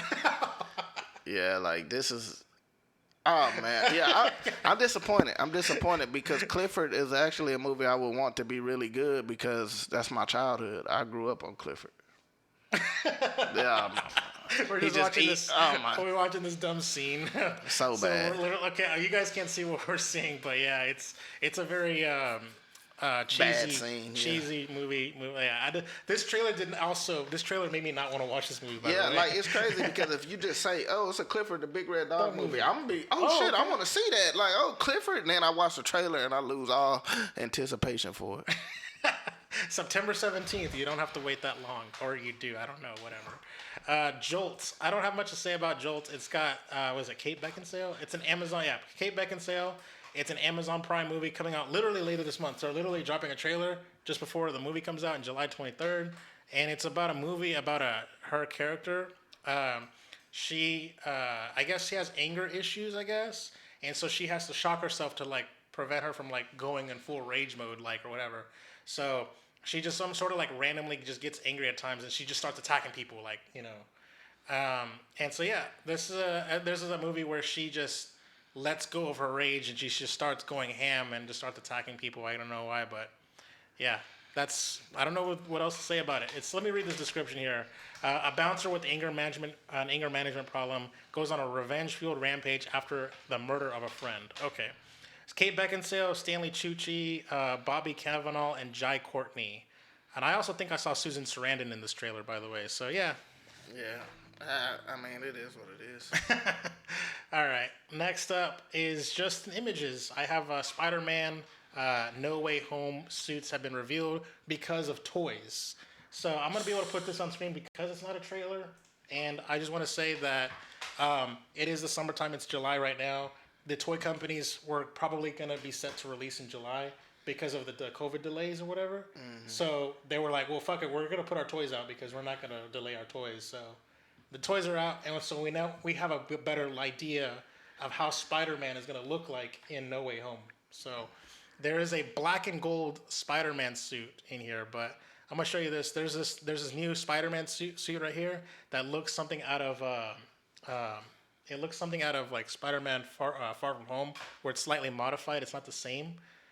You can sort of see it here, and then yeah, this is the one right here. That looks fucking clean. And so you can see here he's got like some Doctor Strange powers going on here. Oh yeah, that's fucking clean. So there's that. Doctor Strange gonna be in it, right? Yeah, yeah. So Doctor Strange is gonna give him some upgrades there, and also this is the black and gold Spider-Man suit right here. That shit's fucking clean. So that's fucking dope. And then this is a casual Doctor Strange in a jeans and a t-shirt, by the way. Yeah. He's still got the Eye of Agamotto, even though the Time Stone has been destroyed in an Endgame. But there you go.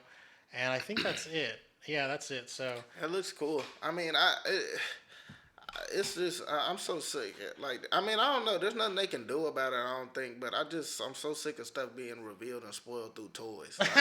Like I want to at least be able to see this first in a trailer. Yeah. Where I could be like, oh shit, you know what I'm saying? Like I'm looking at how dope that is. Like imagine you seeing that for the first time either in the movie or in the trailer. You know what I'm saying? Yeah. Most likely it'll be in the trailer because they not, they gonna want to show you pretty much everything before you get to the movie. Look at that. Look at this. Spider-Man. Oh, do you think Spider-Man's gonna have gold webbing? I don't know because some of the stuff they do for the toys, for the sake of the toys, they make it I doubt he's gonna have like a helicopter damn thing. Well, I think this one specifically. No, that's Vulture. Vulture, but I'm talking about that. Drone, a spider drone. Yeah, like I doubt he has anything. Like some shit be toys and they make extra, but still, I just be wishing toys wouldn't reveal this shit. Like it's like, and I don't understand why do toys need to show you? Like the toys should just release like what on the day of. Like why they gotta have be shown months before it came? Because when the toys gonna come out? They're already out. Oh, they out? July. Oh, okay, they out already. July. Yeah, but I don't know. Well, because the original release date for the movie was supposed to be July, so they were timing it. So the movie got delayed, but the toys didn't. They just like, fuck it, we gonna still put the toys out. Yeah. Yeah, it is what it is. But it looks phenomenal, though. Like, that suit looks cool. That's one of the things that the new Spider-Man movie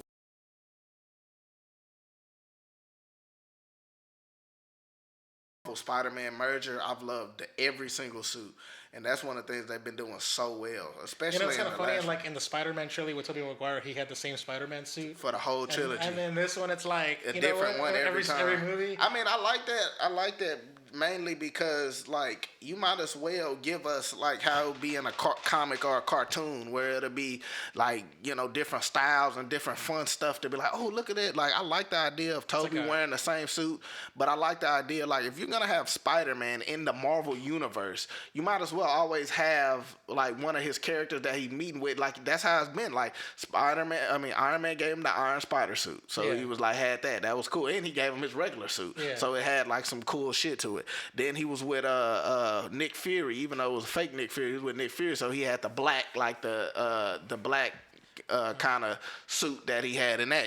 So for spying, espionage. And now you seeing he's with he's gonna be with Doctor Strange. He got some cool like Doctor Strange integrated. Shit. I think that's called the integrated suit because it's integrating with his magic. Yeah, so like to me, I like the idea that you might as well play with that. If you're gonna have Spider-Man for the first time in the cinematic universe with other characters, play with that. Spider-Man, the Tobey Maguire Spider-Man was in his own universe and his own, so it made more sense for him to have his one suit, because he made it by itself and it's just a regular suit. Yeah. So that's cool. I just want to say, prediction is this black and gold one is going to be for Electro, for Jamie Foxx Electro. Oh, you think so? Yeah. Oh, yeah, that might be. All right, so we're going to go ahead and move on. Let's see here. All right. There is no topic of the show, so we're going to go straight to Netflix and chill.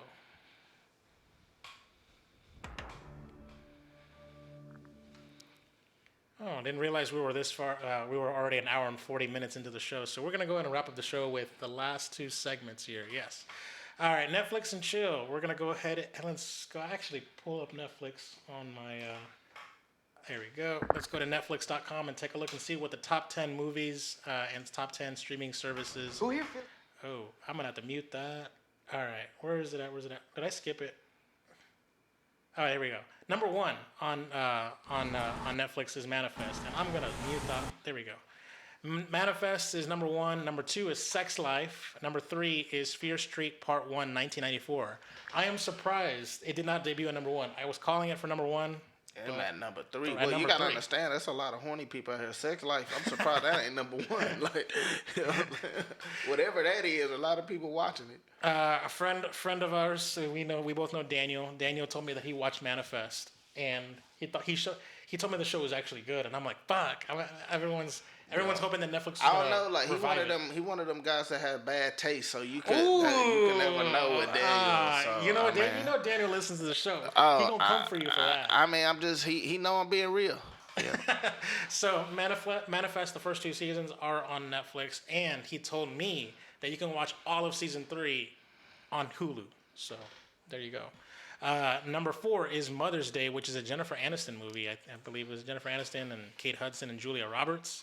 I don't know why, but Mother's Day was like in May, so I don't know why it's trending. Too Hot to Handle.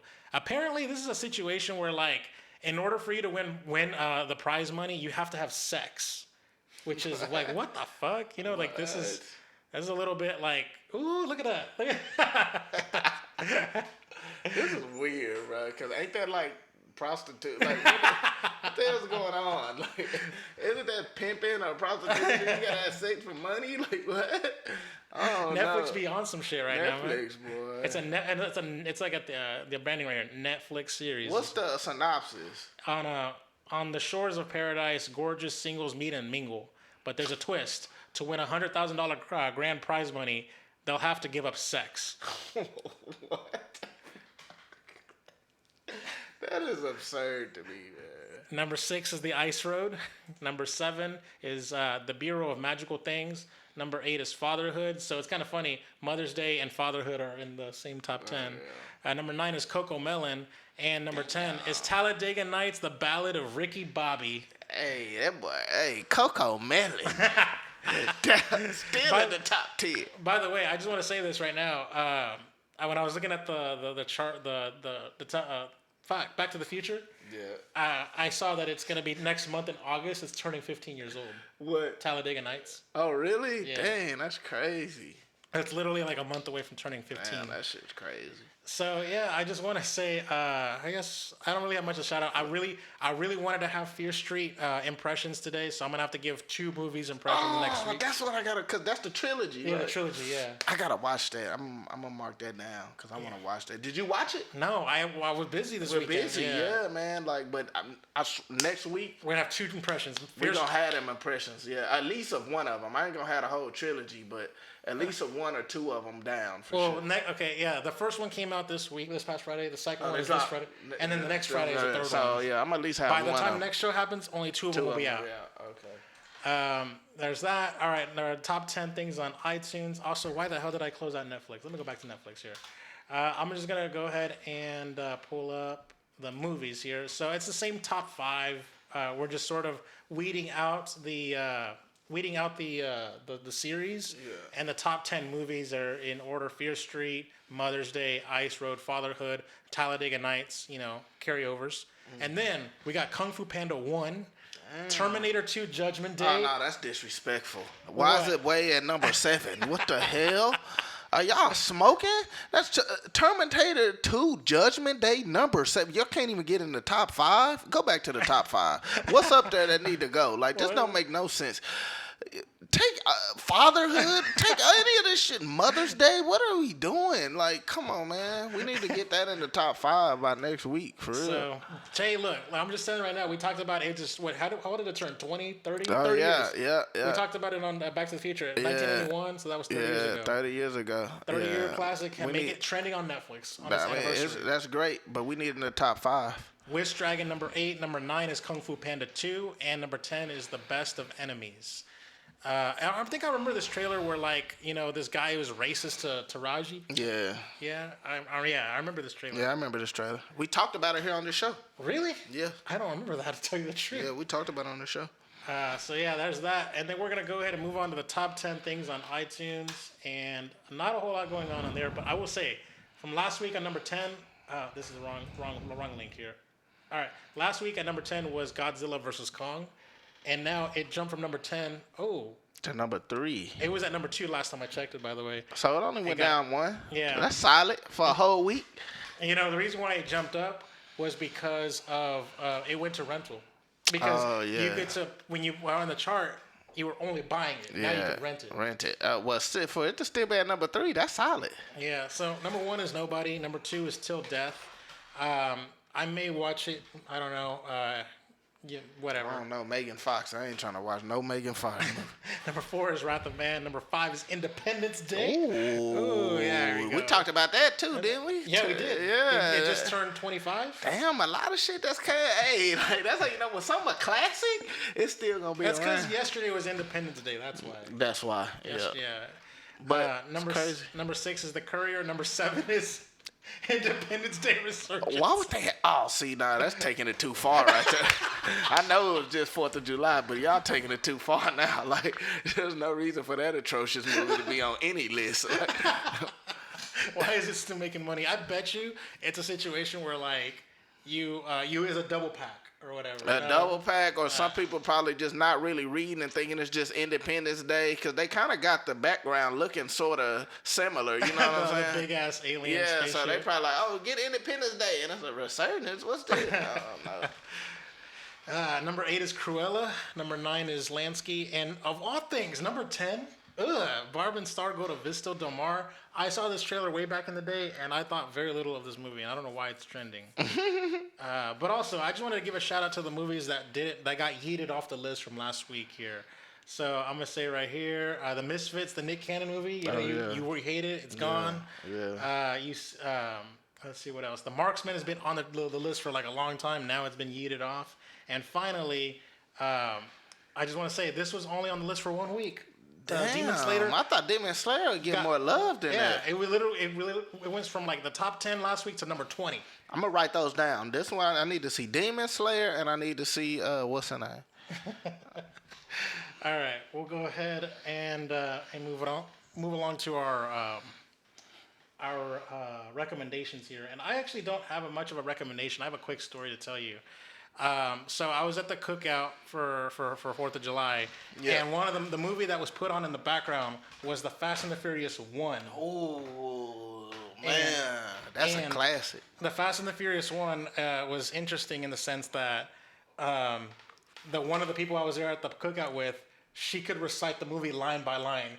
She knew every line, like, straight up. Out of all the Fast and Furious, she said know that she grew up watching that movie on DVD on repeat. And stuff repeat, yeah. I watched it a lot too, man. I love the first Fast and Furious movie. I really do. Like, it makes me miss those times when they were in a regular world. You know what I mean? Like, it wasn't a a sci-fi movie or some shit. But yeah, that movie was it's a classic. It's crazy because I'm one of the only people that like the first one and the second one. Like, I feel I like the first one and the second one. The second one where he's like, Paul Walker's like, bruh. You know, Where he like, cuh? He said, yeah, forget about it, cuh. Like, he turned him black. Like, they made him a real one. Like, I said, yeah, he a real one. That was dumb. Like, it was so cringy. Like, I watched the scenes of it, like, playing on TV the other day. Yeah, man. But that first one, as much as I liked the second one, I did like the first one. It was more of a movie, like an actual. It wasn't about being a blockbuster. It was like it was a movie. You know what I'm saying? With a plot and an actual like story developing and stuff like that. So I saw the scene. I just replayed the scene in my head with Ja Rule. He's like, Menage. He like, Monica. No. And then at the end, she like, fuck you, nigga, you didn't win. Because before that, he was like, you can get all this if you win. Yeah. But if you win, you get hurt too. You get hurt too. And at the end, fuck you, nigga, you didn't win. Yeah, man, I ain't gonna lie. Like, oh my God, there's so many scenes where it's like whether an inch or a mile, winning is winning. Winning is winning. And the part where he's like, hey, yo, there's a burger at this point. You go there now. He's like, I like the tuna here. No one likes the tuna here. Yeah, I really like that. And I like what the scene where he's like, I almost had you. You know what I'm saying? Like, yeah. So I mean, it was just a fun good movie. It really brings back that nostalgia for sure. So yeah, that's my recommendation for the week on HBO Max. All of the Fast and the Furious 1 through 8 are on HBO Max right now. Oh, really? Well, guess what? I didn't have a recommendation this week because of 4th of July, but now I recommend you watch Too Fast, Too Furious. You know what I'm saying? Like, go back and watch the second Fast and Furious movie. And it was the first Fast and Furious that used the number as the title because you got Fast 9, Fast 5, 7. Yeah. It was the first one that put Too Fast, Too Furious. Like, they was clever with it. Like, and then we was speaking about that earlier, how like that's a good way to be clever. Like, you know, Too Fast, they put 2, so you knew it was the second Fast and Furious movie, so they put the number 2 in it. But so you know, Tyrese was introduced in that one. Ludacris was introduced in that one, and he's been in so many. Him and Tyrese they been need in to so bring back Eva Mendes. I swear, man. Oh yeah, Eva Mendes. Yeah, she was in that one, and I liked her character in that one too. They brought her in for a post-credit scene in Fast 5. Fast 5, I forgot about that. Yeah, that's it. I'm like, that's it. And you're not gonna bring her back anymore. And then that's the thing. I thought she was gonna be a 6, and then like, nope. She was just a cool cameo. But yeah, man, and they need to bring back the Asian guy too. Like the Asian guy that used to work in the garage with Tej, like I forgot about him. Yeah, with the bald head. They bring him back, man, and yeah. So that was like one of the. It was cool because when you watch Fast 5, that's what made Fast 5 feel like Avengers because you had like the characters that was in the first one and Too Fast, Too Furious, and then Tokyo Drift, and then in 5 he brought them all together. It felt like Avengers. Like, oh man, they bringing everyone in, you know. Oh yeah, because what's it called? The guy from Fast 1, like Vince was never in any of the movies. And then, but in Fast 5, yeah, so he came back. He came back, and then of course his sister came back in Fast 5, and then well, she was in Fast 4 as well, you know. Jordana Brewster. Oh yeah, she was in Fast 4. Yeah. I but forgot about that. It's but like a culmination. It's like So 2, you go back and watch 2. That's like going back and watch like Captain America: The First Avengers or something. Like you see when they first was introduced. I don't think it's aged well. I mean, come on, man. All that blood cut. Listen, it didn't age well. I'm not gonna sit here and defend this movie, but. It's just fun. It's a guilty movie pleasure. You can go back and have fun with it, and yeah. I honestly, I should have recommended this like a week or two ago when FF9 came out because I didn't know the entire. Damn, Fast I didn't and know. Furious Yeah, was I on didn't know HBO until Max. you just said it. I just found out right now. So yeah, you can watch. I don't know if Hobbs and Shaw is on there. I didn't check, but I saw that the main lines are in there, so you can watch them all. The main ones. So yeah, go ahead and watch the Fast and the Furious. Catch up if you haven't seen F9 in theaters. Watch them all right there at your convenience. Since I didn't buy any of them bitches on Blu-ray, so you know. We'll go ahead and move on to new releases. Let's all go to the lobby. Let's all go to the lobby. Let's all go to the lobby to get ourselves a treat. What the hell? You heard it. You heard it. Nah, you bro. literally timed it twice. Nah, I literally just, we done this show so many times, man, that like, you gotta realize that, man. I swear to God, he had to have heard it because he doesn't. Nah, by the way, for all I the video, hear. for the people that don't watch it on video, he doesn't have the headphones on. He can't hear the sound effects. Trust me, like, I've done this show so many times, like, I know the timing of it. Like, Holy shit! Oh my God. Okay, yeah. So new releases. I'm gonna go ahead and read as a. You know, I always do this when I miss a movie. I go back and read the blurb.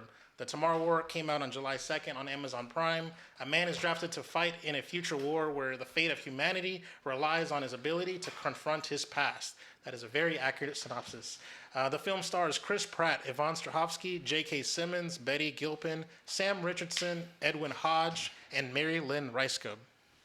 All right, and now for the rest of the new releases, I'm sort of like, you know, scraping the bottom of the barrel because there was really only like one new release that was, you know, we'll get to even it. relevant. Even relevant, yeah. The Good, the Bart, and the Loki, which is a short coming out on Disney Plus on July 7th. It's about Loki? Loki teams up with Bart Simpson after being banished from Asgard, creating a crossover event that pays homage to the heroes and villains of the Marvel Cinematic Universe. I like the name, the Good, the Bart, the Loki. That's like the good, the bad, and the ugly. Yeah, that's fine. Yeah. The short stars Tom Hiddleston as Loki, so... Oh, that's cool. Yeah, so apparently they got him to voice his own character. You know, it's kind of funny. It's like, you know, Disney, since they bought Fox, you know, they can do this crossover shit. Yeah, this is crazy. That's crazy. Monsters at Work episodes 1 and 2 drop on July 7th on Disney Plus. Set after the events of Monsters, Inc., the city of Monstropolis is making the transition to be fueled by the sound of laughter. Tyler Tuskman, a recent Scare Major graduate from Monsters University, working as a mechanic in the facilities team, dreams of working alongside his idols Mike Wazowski and James P. Sullivan.